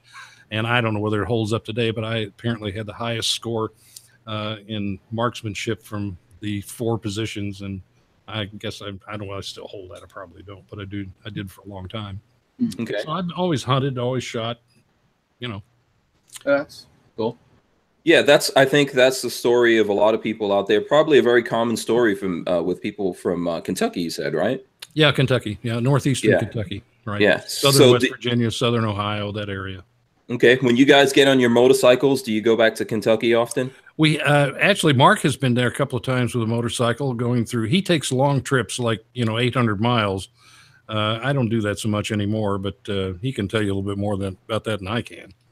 Oh, okay. So do you not ride anymore? Yeah, I have a couple of motorcycles. I have 2 BMW 1200s that are kind of the classic roadsters from BMW. They quit making it about 2002, something like that. But I have that's the straight inline engines. It's side out to side. No, they're opposing. They're great motorcycles. I think it's one of the prettiest motorcycles they ever made. The James Bond BMW. Yeah, the James Bond BMW. That's which one it is. Oh, okay. Very cool. Very cool. So now with guns, I've owned Harleys. I've owned everything at one time or another. Yeah, I think when you did the game shows, I had a Harley. Yeah, because I remember that. Yeah, I had a Fat Boy road. Yeah. Yeah, I seem to remember that in the back of my mind. The 80s is coming back, John. The 80s it's all coming back. I'm going to go buy some Stonewashed jeans. Chuck, did you ever think that Wheel of Fortune would still be on? And be as popular as it's like a cult following. Yeah, I did. It took a while to figure out why Wheel of Fortune was so successful. And nobody knew in the beginning. Merv didn't know. Nobody knew. But as you started to evaluate why it worked so well and why people were so attracted to it, we finally figured out that the audience, by virtue of the way the game was set up, it wasn't intended to be this way, but by virtue of the way it was set up, the audience always had the answer first. So they always felt empowered that they should be on the show because they were smarter than anybody was there. Of course, they got to play for all 3 people, but they never really considered that as an advantage. And that's really why Wheel of Fortune is so good, because the audience always knows the answer first. That's probably why Jeopardy's still on, to be honest with you, too. Well, Jeopardy is a different thing. Jeopardy, back in the old days, Jeopardy was for the intellectual. You viewed it and looked at it and went, "Oh my God, how do these people know this stuff?" It was trivia. It was intellectual. You had to read everything. You had to know everything. Then, and I'm probably talking about it in your lifetime, when it came back on after Wheel of Fortune, Jeopardy had failed, and they brought it back on NBC while I was doing Wheel of Fortune. And here's what they did: they dumbed it down. So they dumbed it down to where anybody could play. Right. So not anybody. The audience was empowered again by knowing the answers, where prior to that, they were just didn't have a clue what was going on. There's the categories you're like, oh, no, I don't know that stuff. And then there's the, songwriters category. So I got to tell you, it's not anyone can play Jeopardy. This is a true story. Chuck, you remember 6-7 years ago, I got really sick. Yeah. I was in an emergency room with 104-degree fever. Ooh. I was delirious. My wife is sitting next to me. We're waiting for the doctor to take me in, and they have a TV on, and on the TV is this is Jeopardy, Celebrity Week, and Wolf Blitzer was the guest. So I'm delirious with 104-degree fever, and I'm laying on his chair sideways, and each time he answered the question, I would give the right answer, and Wolf Blitzer would get it wrong. I looked at my wife. I'm like, my God, I'm smarter than Wolf Blitzer when I'm almost dead. That's Mark, I think that's probably true of a lot of people. He never got one answer right. It was amazing. And he still isn't. No, he doesn't. Yeah. Yeah, I think that what you said though, Chuck, is a key. I think into any form of entertainment, the people consuming that entertainment always want to feel smarter than whoever's on the screen. I think it's when you look at movies and you're like, "Don't go in there, you're gonna die." Shoot him! Shoot him! Shoot him! Yeah, well, it seemed to work in game shows and things, and I think the most successful shows that I've done 6 of them, were word games, Lingo, Scrabble, Wheel of Fortune, were really, really good, solid games. And so word games seem to be very popular with people. And, you know. So what do you think about the game shows, the way it is now currently? Because I think it's even more dumbed down. And then also, I think, didn't they bring back Love Connection? They did. They did bring it back. I remember I was at the gym at Gold's Gym in Venice Beach, and a gay guy came up to me and he said, "Hey, why don't they do a gay Love Connection?"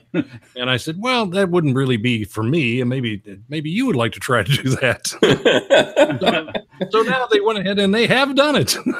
Yeah. So everybody's got a different idea. So how do you? I mean, would you get back into doing game shows, or do you think that because of your political views, they'll never come seeking you to do that kind of stuff again? No, I don't think that they'll ever seek me out to do it. Well, they're cutting my age too. I mean, I'm 77 years old. They're going to look at me and say, "Well, what if it's a hit?" He'll be dead. Yeah. I mean, for 77, man, you're pretty witty. Well, you still got it on the ball. Still got all his teeth too. Look at that. Yeah. I played an old man for my first job.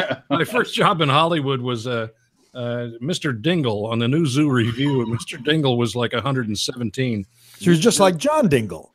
I'm kind of like John Dingle, right? So I started off playing an old man, and hopefully I'm a little younger now. Yeah.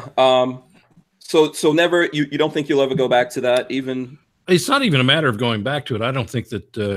I mean, for the last 15 years, nobody's knocked on my door and asked me to do a game show, no matter how successful my past has been. I mean, if let me put my career in perspective, because it's important to know in a way. Maybe it's just important to me, but I'm going to share it with you anyway.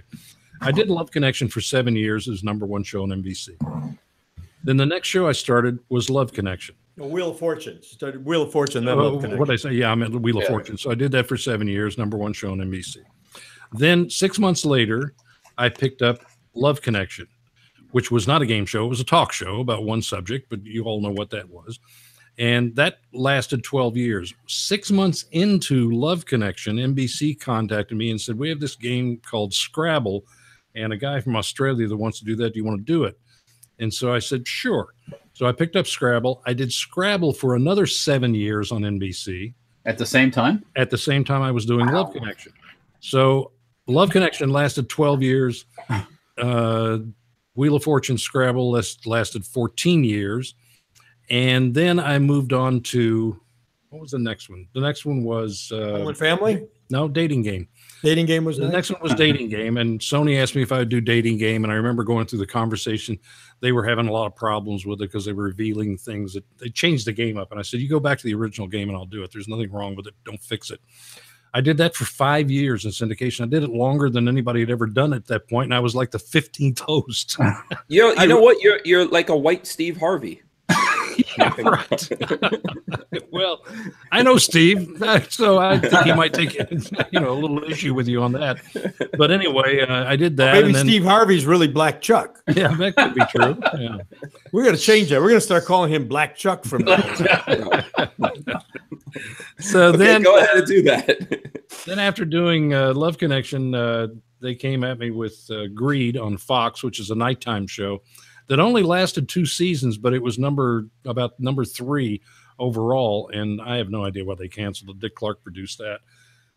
That was probably the best designed game show I've ever done, which was Greed. That was an hour show. We gave away $2 million. Then Game Show Network approached me and said, "Look, we have this little game called Lingo, and nobody wants to do it because they think it's a piece of crap. So you want to go?"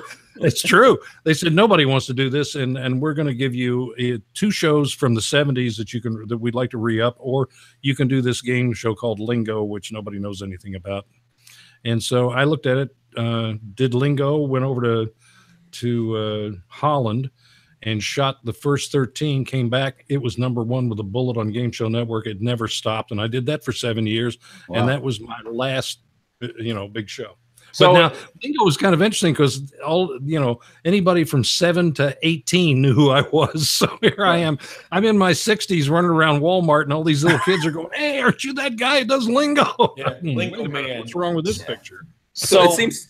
Are you kind of like the Hasselhoff? So when you go over like if you go to Europe and stuff like that, go, there he is. There he is. Yeah, right.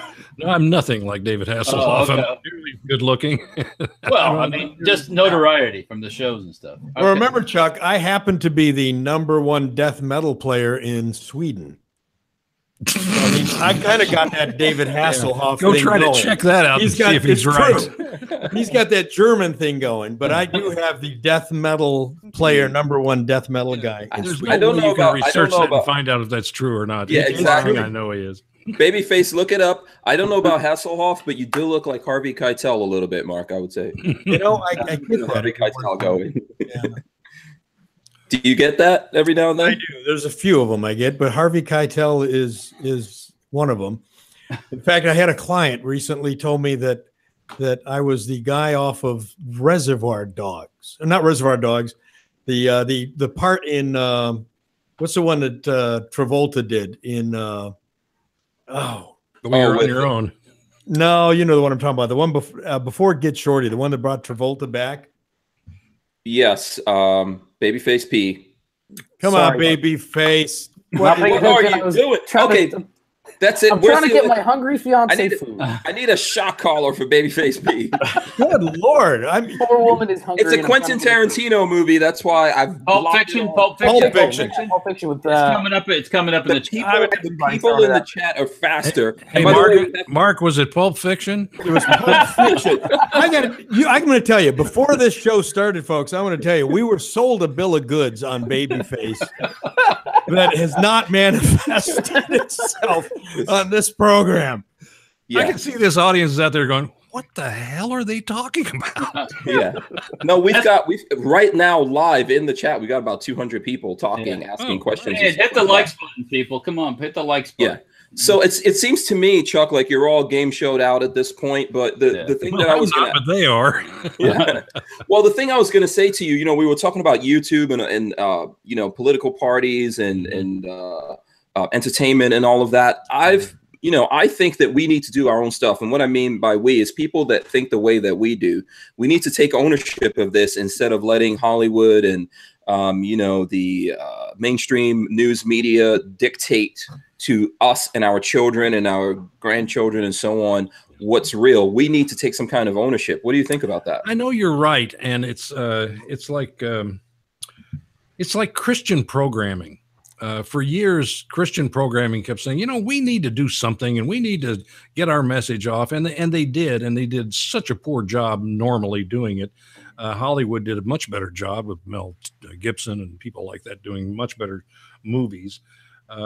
Turner Network, of all places, did the Old Testament, and it's brilliant. Most people don't even know that exists. But he did several people, Moses and different people, and they're absolutely brilliantly done.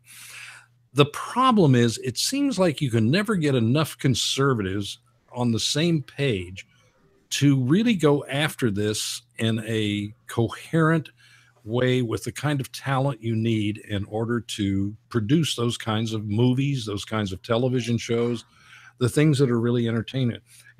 The left actually owns that. And I think that they probably always will. And I think it's great that we think about it. But quite frankly, there's an artistic bent, and I have no idea why. I don't know what the reason is. Maybe Mark can elaborate on this because he's much smarter than I am about these things. But liberal minds seem to be able to grasp entertainment better than conservative minds can. And I'm not sure why. But they just seem to be able to do it, and they do a much better job. Whether it's good, bad, or indifferent, it's a better job. Well, they live in a fantasy world. Well, I was going to say they have a better grasp of fantasy. Maybe. But there really is a reason for this, and Chuck is correct. And some really great research was done using functional MRI machines. And they took people who were confessed liberals, people who were confessed conservatives, put them into a functional MRI machine, and then they would show them images on a TV screen. And what they saw was that, and these were the same images, when they showed these images to a liberal, the parts of the brain that is associated with art and artistry and emotion lights up. When you show the same images to conservative, the parts of the brain that light up are the parts involved with rational thought and reasoning, mathematics. So liberals actually are wired different, and they are wired, as Chuck's just saying, they are wired as emotional people, and many of them wired as artists. So Chuck is correct when he says that they have a better handle on the arts because it's how they're wired. We have a better handle on math. A better acceptance of fantasy. Well, I think that's true in probably a lot of cases, but obviously in the case of Chuck and lots of other people out there that are creative and also think the way that we do, it's there. One of the things I think that gets in the way is that a lot of times, in our realm, the people that have the money to do this, I think the problem is that they also want to get in on the creative control instead of giving the leeway to the people who understand but that these happens things. in every business. It happens in Mark's business. He's in advertising, and you always have the client saying, well, this is how I see it, and this is how I want to do it. And they ask you to become up with creative, and then they want to create themselves, and it's usually not as good. That happens in movies. It happens in everything. It's the nature of the business. If you're giving the money, then you want to say and how to do it. And people who don't have track records should just stay off the track. Absolutely. I think so. I think that's what happened. That's what happened to Bruce Jenner then. What happened to Bruce Jenner? You're talking about one of my best, the track. You're talking about one of my best ex-friends. You know that? He went to the dark side. Huh? Bruce and Chris were two of my closest friends in Hollywood.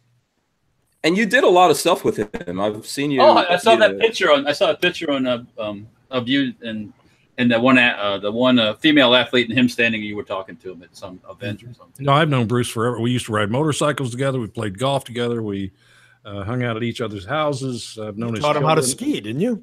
Taught him how to ski. I've known Bruce and the family since the girls were small, since Kim and all of her sisters were. So what switched the switch? Something switched the switch. It's very funny because we were also really good friends with Ray Leonard, and Ray and Bernadette were close with us as well. And we all three kind of hung out as couples. And I called Ray, I don't know, it's been a few years ago, and we don't talk all the time much anymore since I moved away.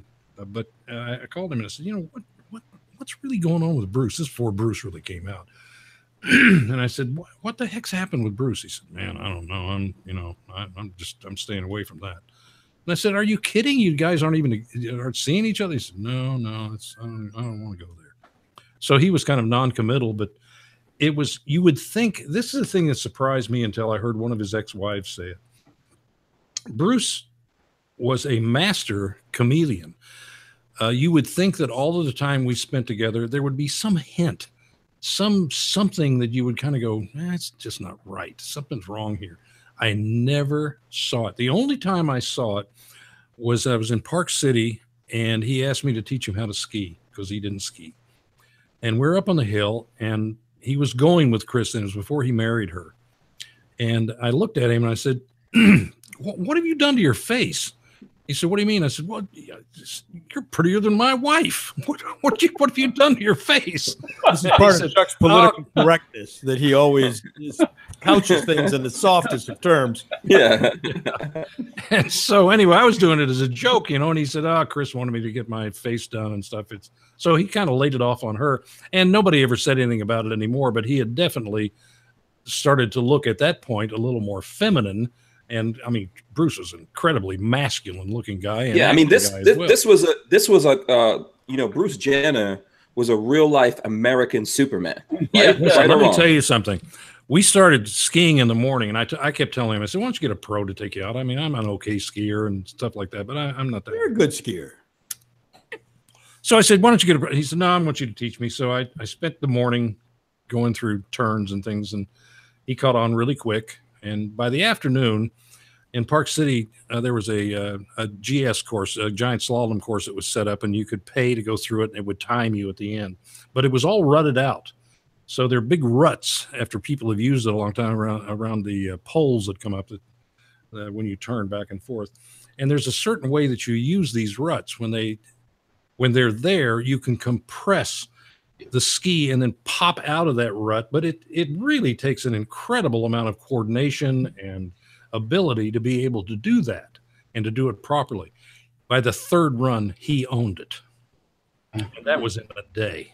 Yeah. He is an amazing athlete. I've seen him do things like that with mountain bikes and stuff like that just blow your mind. And he was not a kid at the time either. Yeah, I mean, this is a guy that deserved to be on a Wheaties box, along with a lot of other people that accomplished that. So when everything hit and the whole transition went through and all that, did you guys talk? I haven't talked to him since. I haven't, not because I haven't talked to him. We really kind of got out of touch. I guess when I moved to Park City, I literally moved there then, and we kind of got out of touch with each other, and our families had moved on. They were doing this show that nobody kind of understood, and so he'd moved on with his life, and I'd moved on with mine, and so we really didn't stay in touch much after that. Now, if you remember, Chuck, I told you about 10 or 12 years ago that something was seriously wrong with Bruce. Yeah, well, I didn't see it, and I mean, I have Ray Leonard didn't see it either, and Bernadette, as far as I know, she didn't see it. I was at a convention that Bruce was at. He was at the same place I was at, and I was talking to him and somebody that's with him, and he looks at his friend and looks at me and goes, "I'll be back in a minute. I've got to go powder my nose." Remember I called you and I'm like, "What's up with Bruce Jenner? He doesn't have to go powder my nose." Yeah. Well, as long as he didn't try to powder your nose. He did not try to powder mine. But yeah. That was a tip off. And here's one of the, and I'm just formulating this on the fly, but I think I've seen people mention this before as well. Do you think that it had something to do with the Kardashians, like some kind of competitiveness, jealousy with the Kardashians, and then maybe a lack of manhood in his life, Chuck, when you left his life? Knowing Chris as well as I know her, she could turn anybody into a transvestite. She was one tough cookie, boy, under a facade of being very feminine. But I hate to say it, it's part of their being. Yeah, I don't know. There's something switches. I guess everybody in the world, including me and everything else, have certain demons in your life that you have to deal with and get along with. And I guess it's best to understand them. That's just beyond me, though. So I think I'm glad I don't have to handle it because I don't want to. Well, absolutely. He was, where is he with is he a conservative or Republican? Because he was very Republican. I never knew Bruce to be real conservative, but he was very Republican, and he always had been. I believe he still is very Republican. He is, but he's not down with Trump because of the transgender thing. So, he's as you said, he's Republican. Middle of the road. Boom. Yeah. Yeah. So, I know there's we're like a gun show. Should we do some gun stuff? I don't know if you probably don't have any guns at hand, Chuck. Actually, I'll tell you the guns that I have. I'm not nearly as fully loaded as Mark is and fully loaded as you guys are. I have shotguns because I hunt. I used to hunt. I don't really hunt that much anymore. Got a couple of deer rifles. I have a couple of Glocks that I really like a lot. Oh, nice, and I have one revolver that you guys probably don't even know about. I have a Chiappa Rhino.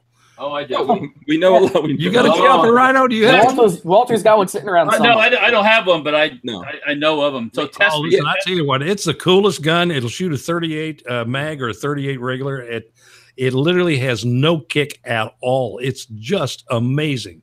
It is. You stay on target, shot after shot. The only problem is it's heavy. Yeah, But it's a great gun. Yeah, and the Chiappa Rhino is a very sci-fi kind of gun. We've seen it in a lot of movies and stuff like that. So, but once I shot one, I had to have it. It was just that good. There was a question from chat asking what prompted you to make the AR-15 video that you put out. Right. Mark prompted me to do the AR-15. Mark is is that your gun? That's actually mine. That was Mark's gun. That's my living room. That's Mark's gun. I have see the point is I don't really need one because I have friends that have 10 or 15 of them. So, and I'm serious. I have a doctor friend here in Horseshoe Bay that literally owns 15 AR, one configuration or another. Right. And so I just said, send me one, doctor. And then he did. Absolutely. So what's your EDC? I saw lots of people asking in the chat. They wanted to know what you carry every day. Mark carries, I can tell you what Mark carries. Mark carries everything every day. A backpack of guns. No, he's like a Ted Nugent. Well, Mark, it's like I accessorize with guns. Honestly, it's an accessory for him. It's like cufflinks with most guys. He's just different guns for different days. I actually honestly, I switch guns based on what I'm wearing today. Yeah. Okay. There's nothing wrong with that. I carry a baby Glock. And that's what I carry. I'll carry a Glock with a paddle holster if I'm wearing a suit. If I'm wearing, if I'm wearing a T-shirt, I'll carry my 38 like I've got 38 Bodyguard, or I'll carry. And I really like the Ruger LCP. Okay, I've got a couple of those. That's a really nice pocket gun. Yep. And got a lot of Glocks too. Yeah. I love the baby Glock because number one, it's very accurate. It's very light. It doesn't have. I carry an extra mag with me because I need it, but hadn't got that many shots. I think it's 9, something like that. So speaking of Glocks, since we're talking about Glocks, I don't know if you guys. I'm going to step back a little bit here to the wall. Do you guys notice that I'm modeling a? We saw the shoulder holster right there. This actually is a Glock. This is the Monarch shoulder holster from Andrew's Custom Leather right there, and there's a Glock 17 for you. So you guys are both Glock fans, right? I got the old Glock 19 too. Yeah. Okay. So which one do you prefer? And I bought that, by the way, in LA. Really? That must have been a job to get that. Actually, it wasn't. It was. It's got to be 25 years ago when I bought that. Oh, wow. And I went into the store and walked out with it. Wow. From what I understand, it's very different today. It's tough. Oh, LA's very different today than it was back then, and it was. What do you, Chuck? What do you think? California's going to revolt? The people in California are putting up. It kind of reminds me of Europe. They're starting to well up. Like Brexit. Yeah, you're going to get how do we say it? Caxit. Well, there's Texit and there's Brexit. Yeah, they actually call it Cal-exit, I believe is what we're actually calling it. Yeah. I don't know. I just don't know. Boy, it's been dominated. Although they've had governors. I mean, people don't remember when Reagan was a governor, he was a Republican governor in a Democrat state. And he wasn't really that great of a governor. He became a great president, but as a governor, he was kind of okay. Then you had Arnold Schwarzenegger, which was a European Republican, if there's such a thing. And you had Duke Majan and people like that. But quite frankly, from the ground up, Los Angeles and San Francisco, not so much San Diego back then, but probably more now. Orange County was one of those little places that was off by itself that was Republican. There just isn't much left. The Democrats own all of those offices from mayor to district attorney to on up through senator, congressman. It's going to be awfully tough. They've lived that way forever, and it just gets worse and worse and worse. People keep leaving, and I'm not sure people just leave instead of change.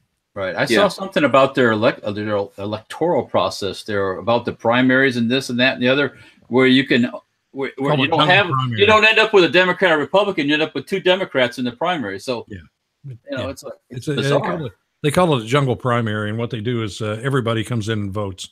So if you're a Democrat, you can vote for a Republican. If you're a Republican, you can vote for a Democrat. If you're a Mexican, you can vote for everybody. Yeah. It's ridiculous. Vote 10 times if you want to. It's the silliest thing in the world. But that was racist that you said Mexicans can vote more than one. Okay. Well, they do that. The people from Michigan and all those northern states do it here. So, I mean, Yeah, Walter, if you don't want to offend, you just say the dead, because, the dead can now go vote. The dead. Okay.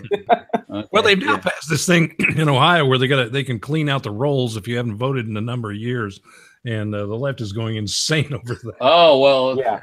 How do you have a county with 120% registered voters? Yeah, right. I think that makes you a corpsist. Yeah. Yeah, exactly. That's what I was thinking. What is that called? And I've seen you talk about this, Chuck, that there's kind of like this huge spread. You know, you've got the very wealthy that can stay in places like California, New York, Connecticut. Those people could stay there. The people kind of in the middle, if you could find a job or something else somewhere else, so if you take the risk and leave where you at, you know, Lola and I, we were in New York and we moved to New Jersey, which is worse, and then we moved to Florida, and it was a huge risk that we took. And then there's like a huge group of people, predominantly economically challenged, that just can't get out of these places. Yeah, they're just trapped. Let me tell you what this is all about. Have you got liquor handy? Because is this a two-fister, Mark? You have to take a drink after this. Yeah. So here we go. The progressives' ideology leads to this. They will claim that they love the middle class and they want to help the middle class, and they want to get rid of the middle class because that's where their power is. Without the middle class, they need elites on top, and they need people who depend on them on the bottom. The middle class is their problem. Yep. So that's what you're seeing in California. They're basically just cleaning out the middle class. Yeah. And I think that's happening. Yeah, lots of places. Texas is taking in a ton of previous Californians. Well, the interesting thing about that is it's really funny because I'm an exception to that rule, but almost everywhere that people come from the Northeast and go to Florida, they're escaping liberal politics and they bring it with them. They do it to North Carolina, South Carolina, all along the coast. And that happens on a bigger scale. You get people, I'm an immigrant, but you get people who immigrate to America because they were born in a country that's pretty terrible. Might be a beautiful place, but it's terrible. So lots of people around the world leave the places where they were born, where they grew up and all that kind of stuff. They come to America because of all the freedom and I guess the like milk and honey flowing in the streams and the trees. You know, you could pick money off the trees. They come to America and then they want to turn America into that place that they have. It's odd, isn't it? Yeah, it doesn't make any sense. You know, the two most conservative people I knew in Hollywood, and I won't mention names because if I do, you'd know the companies, and because they're big international companies. One of them was Russia. He was a Russian, lived across the street from me, and he was very, very wealthy, did real, real well. And he was extremely conservative. And he used to tell me all the time, he said, what's wrong with these people? I lived in Russia. I know what it's like. And here we are. You guys are doing things just like we did them. It's insane what's going on. This was back in the 90s. So my other friend was in the clothing business. And I won't mention the name of the clothing business, but he was from France. And he said, my God, I was there. I couldn't do business in France anymore. So I moved to America where I could actually do business. And it was great. Now they're strangling us to death. Why do you people do this? Yeah. I mean, think about it. Why are all the actors in Hollywood now British? Yeah, right. Now, the Russian guy that Chuck's talking about there, by the way, is not the Russian oligarch that is paying us on a regular monthly basis. We've been accused of being paid by a Russian oligarch to save us. He was a former cab driver who did very well. But it's kind of funny. Yeah, when I lived in California, there was an interesting thing that happened. I had washers and dryers like everybody else does. They would break down on occasion and I'd have to get a guy to come in and fix them. Every single guy who came to fix my washer, and there'd be a different one every time, was Russian. They were all Russian. And I want to get into conversations with them and talk to them about the old country and all this kind of stuff. Everyone was a PhD. Every single one had his PhD in some kind of electrical engineering, or it was just amazing. I said, what in the world? You can't get a job? He said, no, I can't get a job yet. I will eventually, but right now I'm fixing washers and dryers and driving cabs. I thought you had people to call and have your washer and dryer fixed. I mean, I was going to say, I thought like if I was you, Chuck Woolery, and my washing machine didn't work, I would just go to the Wheel of Fortune and just take one from over there and put it in my pickup truck and drive it home. Absolutely. Get it right from the Spiegel catalog, Chicago. I wouldn't fix anything. I'd be like, oh, this is, Listen, I grew up a little bit. I grew up with parents who lived through the Depression. So, I mean, I couldn't keep lights on in my house. I had to go around, turn all the lights off and turn the fan off and do all this. It was just insane. But I don't mind, it's just my life. And I'm here as his actual timekeeper. I actually just work to keep the timeline in order. We're actually like the white male diamond and silk. Oh, okay, right. Well, I'll take the silk part. You can be the diamond. That's right. I was gonna say, but I'm not. See, I don't know which one is diamond and which one is silk. I don't know which one is diamond and silk. I'm gonna get ghetto carded or something like that. Yeah. I mean, I know who diamond. If I'm right, I think silk is one. Yeah, that's right. That was my job. Oh, you know, girl. So Marcus, you're Ed McMahon, basically. No. Okay. Yeah. So that's okay. Very cool. All right. We didn't give Mark a chance to talk about his guns. We did get Chuck to talk about his guns. Mark, what? Yeah. Let me turn my camera and my mic off. Yeah. Well, first off, I grew up in Detroit, so as a child, I carried a gun just to survive going to 7-Eleven to get a Slurpee. Mm-hmm. That was just a requirement just to survive. So I mean, guns are just something that. Guns are tools. That's the thing that never makes any sense to me. You know, I became a cop when I was a young guy, so I've always wore a gun. And it's you grab your keys and your cell phone and your gun and whatever you're doing, and you get dressed in the morning and you leave the house. And my guns have never gone out and committed any atrocities or crimes that I'm aware of. Mm-hmm. Yeah, that's so true. I tell people that all the time. These are just pieces of metal. They can be dangerous and they can be incredibly inert. So there you go, Walter. What are you teasing us with there? I had the ghetto Luger. Oh, the ghetto. Oh, wow. You're a Nazi. This one was rusty, seriously rusty, and then wrapped with electrical tape for the handles when I got it. Yeah. So in other words, in its original state, it was worth a lot of money, and you completely screwed it. It's a 1918 Luger, so yes, it could have came back with some fellow from the First World War. Who knows? But I think it might have lived underneath somebody's house for a while in Detroit. I don't know. Yeah. By the way, Mark, people always, for some crazy reason, people always say that Walter's a Nazi. There's nothing new. It's weird. It's like, and Walter and I, we've been friends for a while now. And that guy's a Nazi. And my thing is like, I don't know if it's in the Nazi manifesto. Okay. For me and Walter to be dealing with each other. For you history buffs, does that look familiar? Yeah, San Francisco. Oh, sorry. Hotel San Francisco. Hey, I didn't think of that one. That's good.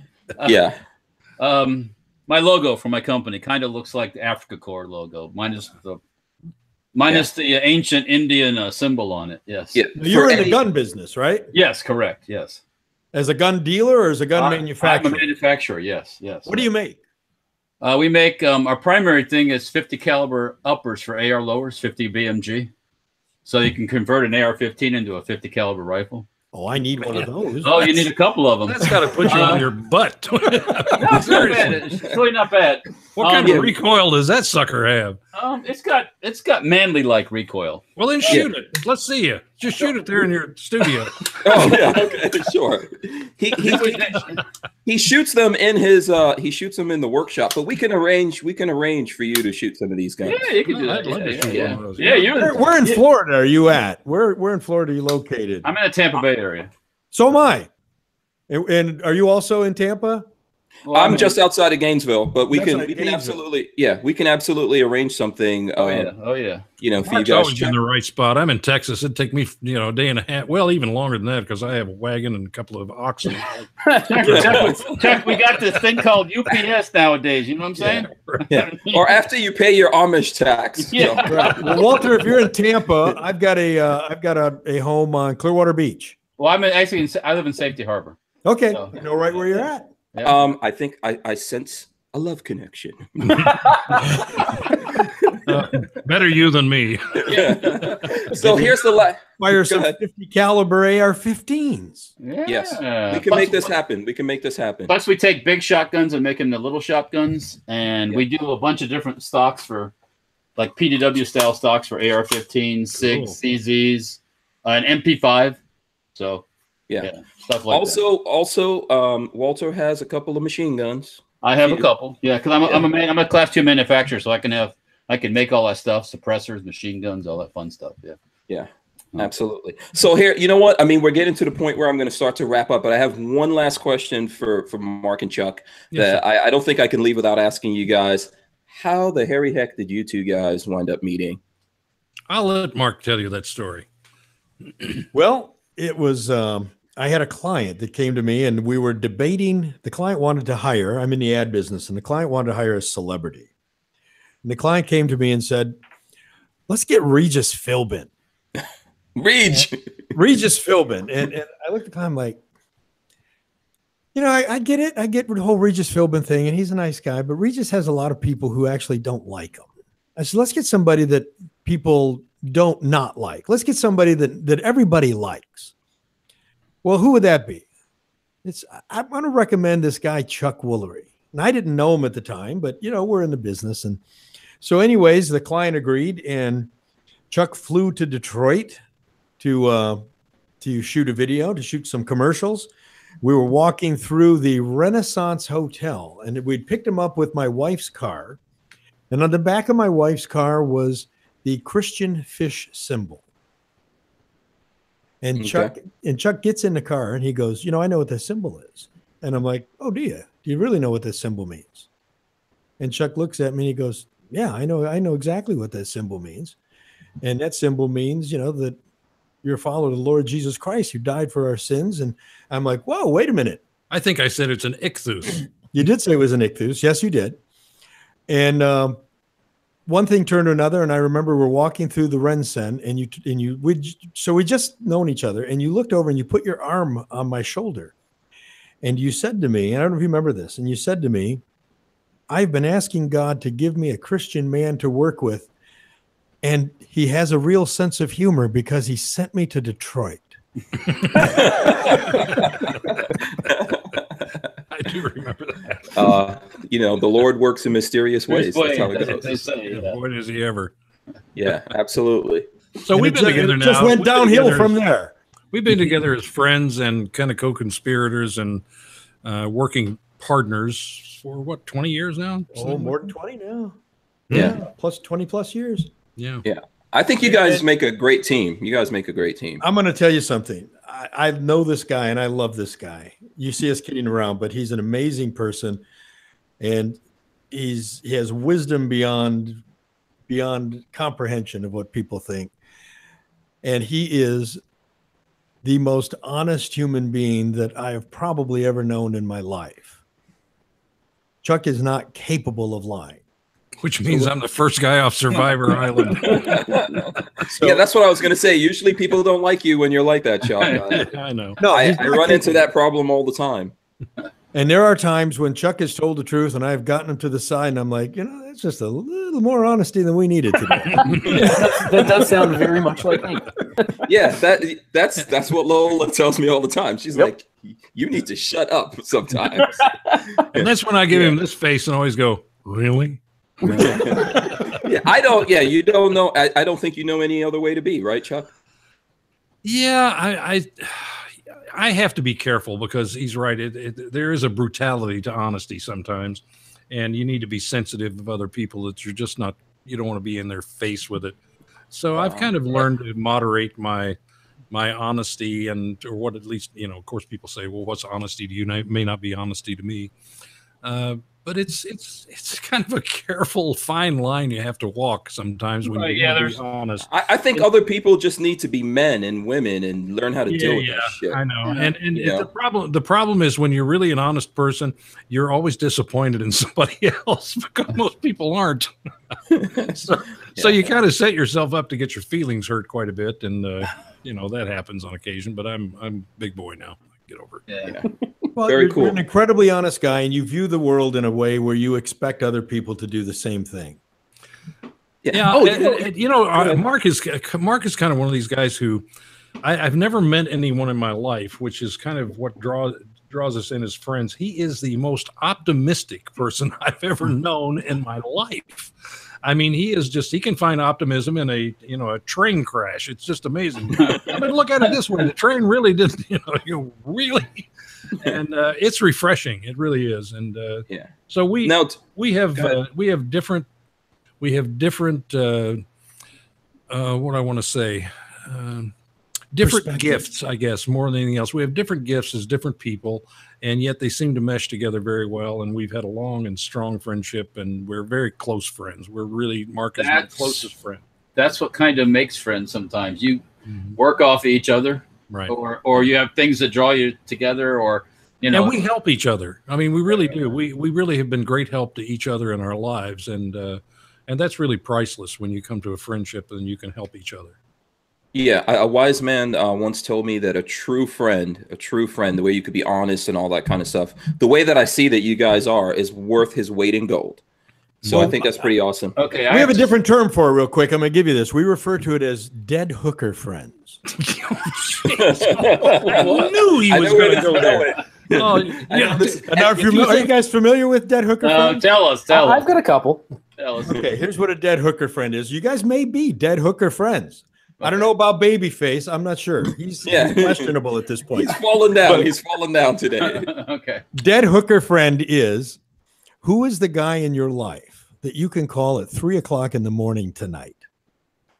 And you can dial up the phone and you can say, hey, I've got a dead hooker in my trunk. Can you meet me over and give me a hand? And you want the person that says, where you at? Hell yeah. Hell yeah. Not why do you have a dead hooker in your garage or in your trunk? And just where are you? Yeah. This story just killed everything. That guy that knows when you die, he knows to go and clear your browsing history, right? Clear your browsing. I am not confirming. I am not confirming or denying that Chuck has ever had dead hookers in his trunk. Well, I'll confirm that I never have. Okay. The problem is Hank would call me up at 3 o'clock in the morning and say, "Hey, I need you to come bury a body," and then stand around and chat while I'm digging the grave for him. The work. Yeah. Entertainment. This is what entertainment is for. Have a video going. Hey guys, we're digging the grave right now. Thanks a lot, Mark. This is really devolved. But think about this, guys. 1 second we're talking about Christians, and next thing we're burying bodies. You know, it's like how do we make this giant leap? The dead hooker thing's a joke, but here's what I want you to think of. Yeah. As we have expanded our use of technology and our use of social media, more and more people, and especially men, have lost the ability to have true friendships. Yes. And to have male bonding and to have really close male relationships of iron that sharpens iron. Right. Mm-hmm. And think about, I got to tell you, you guys probably have friends like this, but think about the men you know in your life right now who don't have that kind of friendship. Lots of people out there, man. That's why people feel lonely. That's why there's such an imposing loneliness on people. Yeah, I have a couple people that I know that they have no male friends in their lives, and they flounder. I feel like they don't. Yeah. There's something to having other men of good moral stature that just helps you become a better person. And it takes the gun away from you when you're going to go shoot the bouncer. like I did for a friend. Yeah. Come on, Jeff. Let me have that. You're not doing anything. Give me that gun. You're not going to go shoot anybody. Get it. That wasn't me, by the way. That wasn't. No, this was years ago. Yeah, this is way before you. Yeah. Yeah. And by the way, I think I just realized something. You're a Pisces, right, Chuck? Yes, I am. There you go. I don't know if you believe in astrology or anything like that. I happen to be a Pisces. Boom. Oh yeah. Well, we get along great, I'm sure. Yeah, you're the only kind of people I get along with. Yeah, you too, Walter. You're a Pisces. Walter and I have been friends for a long time. Walter, you're a Pisces? Yes, sir. Really? It's funny because the girl that I'm with and will be with the rest of my life, who is truly, I've found the love of my life. I didn't know it. She happens to be a Pisces as well. So we're the same kind of fish, and we literally think alike. We have so much in common, and so. People who are uncommon may attract each other, but people who are common love each other. Yeah. Now, we don't want to leave anyone out. Babyface, what the heck are you? If this makes more sense, I'm an Aquarius, so I got the water for the fish. Okay, there you go. Yeah.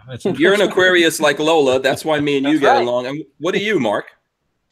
I was thinking about just wiping all of this out and maybe just joining Xenu, the space alien. Okay, so Mark is a Scientologist. Are we having a Nancy Reagan moment here or something? We're gonna call it. So Mark is in Clearwater. Yeah, I don't follow it. Yes, I can see the headquarters from my condo. Oh, geez. Seriously, I've actually been up there. My dad is a Scientologist. No kidding. Is that right? Yeah, I can see the place from my condo. It's same way as being able to see Russia from your kitchen. Yeah. Same mentality, yeah. But anyways, I would be an Aries for whatever that means. Close. That's never really. I don't know any of this stuff, but How have we devolved into this? I don't know. Kind of deciding we all like each other because we are some astrological sign. It's insane. I'm suspecting that Dionne Warwick's going to log in here in any moment. Really? By the way, I've been in Dionne's closet. I really have been in her closet. I knew her really well, and she didn't have a closet. She had a room. Dionne Warwick had a room with a giant one of these things like a dry cleaner that that's a button and the thing goes. Yeah, the entire room was filled with her clothes on this conveyor belt that went around the room. It was impressive. I'd like to get that for handguns. I need that for rifles too. Yeah, that'd be awesome. That's so awesome. Listen, because you guys have been with us for more than 2 hours, but I mean, I really enjoyed you guys coming on, both Mark and Chuck. I mean, this is Thank you. We've enjoyed it too. Yeah, this has been really awesome. You guys should come back. You should. I hope that you will come back after this. I don't know. I was telling Lola, like, do they know whose show they're coming on? Do they think they may be going on Coleon Noir or something? Yeah, I don't know what's going on there. Nobody usually. We're not afraid of anything. Second time. That's you guys are tough. You go and call you on your what astrological sign are you, son? Like, what? He would probably say, "I'm a gun. But listen, I do want to wrap it up because we've taken a lot of time from these guys. So what I'm going to do is, everyone knows about me and Babyface and Walter. So Mark and Chuck, tell us what people can do to support you. I'm really re-energized to find out that you guys are doing this because I feel a little bit less lonely out here in the world. So how can we support you? That we appreciate you. We really do. You can find me on Chuck Woolery on Twitter. Mark is Mark Young on Twitter, I think. Mark Young Truth. Mark Young. That's funny you mentioned that. My son, who's 25, didn't know you from your game show experience, Chuck. But as soon as he mentioned Chuck Woolery on Twitter, boom, he knew you were. Really? Yeah. Well, and my son, he knew. It's like, oh wow, okay, well, Chuck is pretty big on Twitter, and totally nuts. He could be the next president. Yeah, right. I don't want to be president. He's a little bit younger. Yeah. And if you want to listen to our show, by the way, bluntforcetruth.com, where you can find the podcast, the radio minutes, and our news feed also. Okay. Yeah. Absolutely. Please, guys, go out and support these guys in what they're doing. They're great guys to come on here. We would love to have you guys back on and do more stuff with you. I want to thank everyone out there in the chats. What's that, Walter? I got to do one last thing. Tyven's been texting me to tell Chuck, Tyven show, he's like your biggest fan, he says. I'm the biggest fan. Yeah. Nice. Check out the Tyven show on YouTube. He does gaming stuff. You gotta plug him. Yeah. You're laughing like this is a joke. What is No, it's not. No, it's not. It's not a joke. He's imagine Tyven being so giddy that he's like, "Oh my God, it's Chuck Woolery." You gotta tell him. You gotta tell him. Yeah. Can you say, Chuck? I've got it locked on you. Can you say hi to the Tyven show? Hi to the Tyven show. We'll be back in 2 and 2. There you go. Awesome. So thank you guys very much. Did Mark or Chuck, did you guys want to say anything before I end the broadcast here on my end? Goodbye. It's really nice to meet you. Get the hell out of here. Yeah, now we have new friends in Florida and other places. So thanks for having us on. Absolutely. We'll be happy to be back, and we'll reach out to you and have you guys as guests on Blunt Force Truth sometime. Yeah. Absolutely. We would love to do it. Okay, you guys stay right there. You guys don't do anything. I'm going to end the broadcast. Thanks to everyone in the chat. Thanks to everyone that shared this on social media and all that kind of stuff. We really appreciate it. It's awesome. So peace. We'll see you guys next time.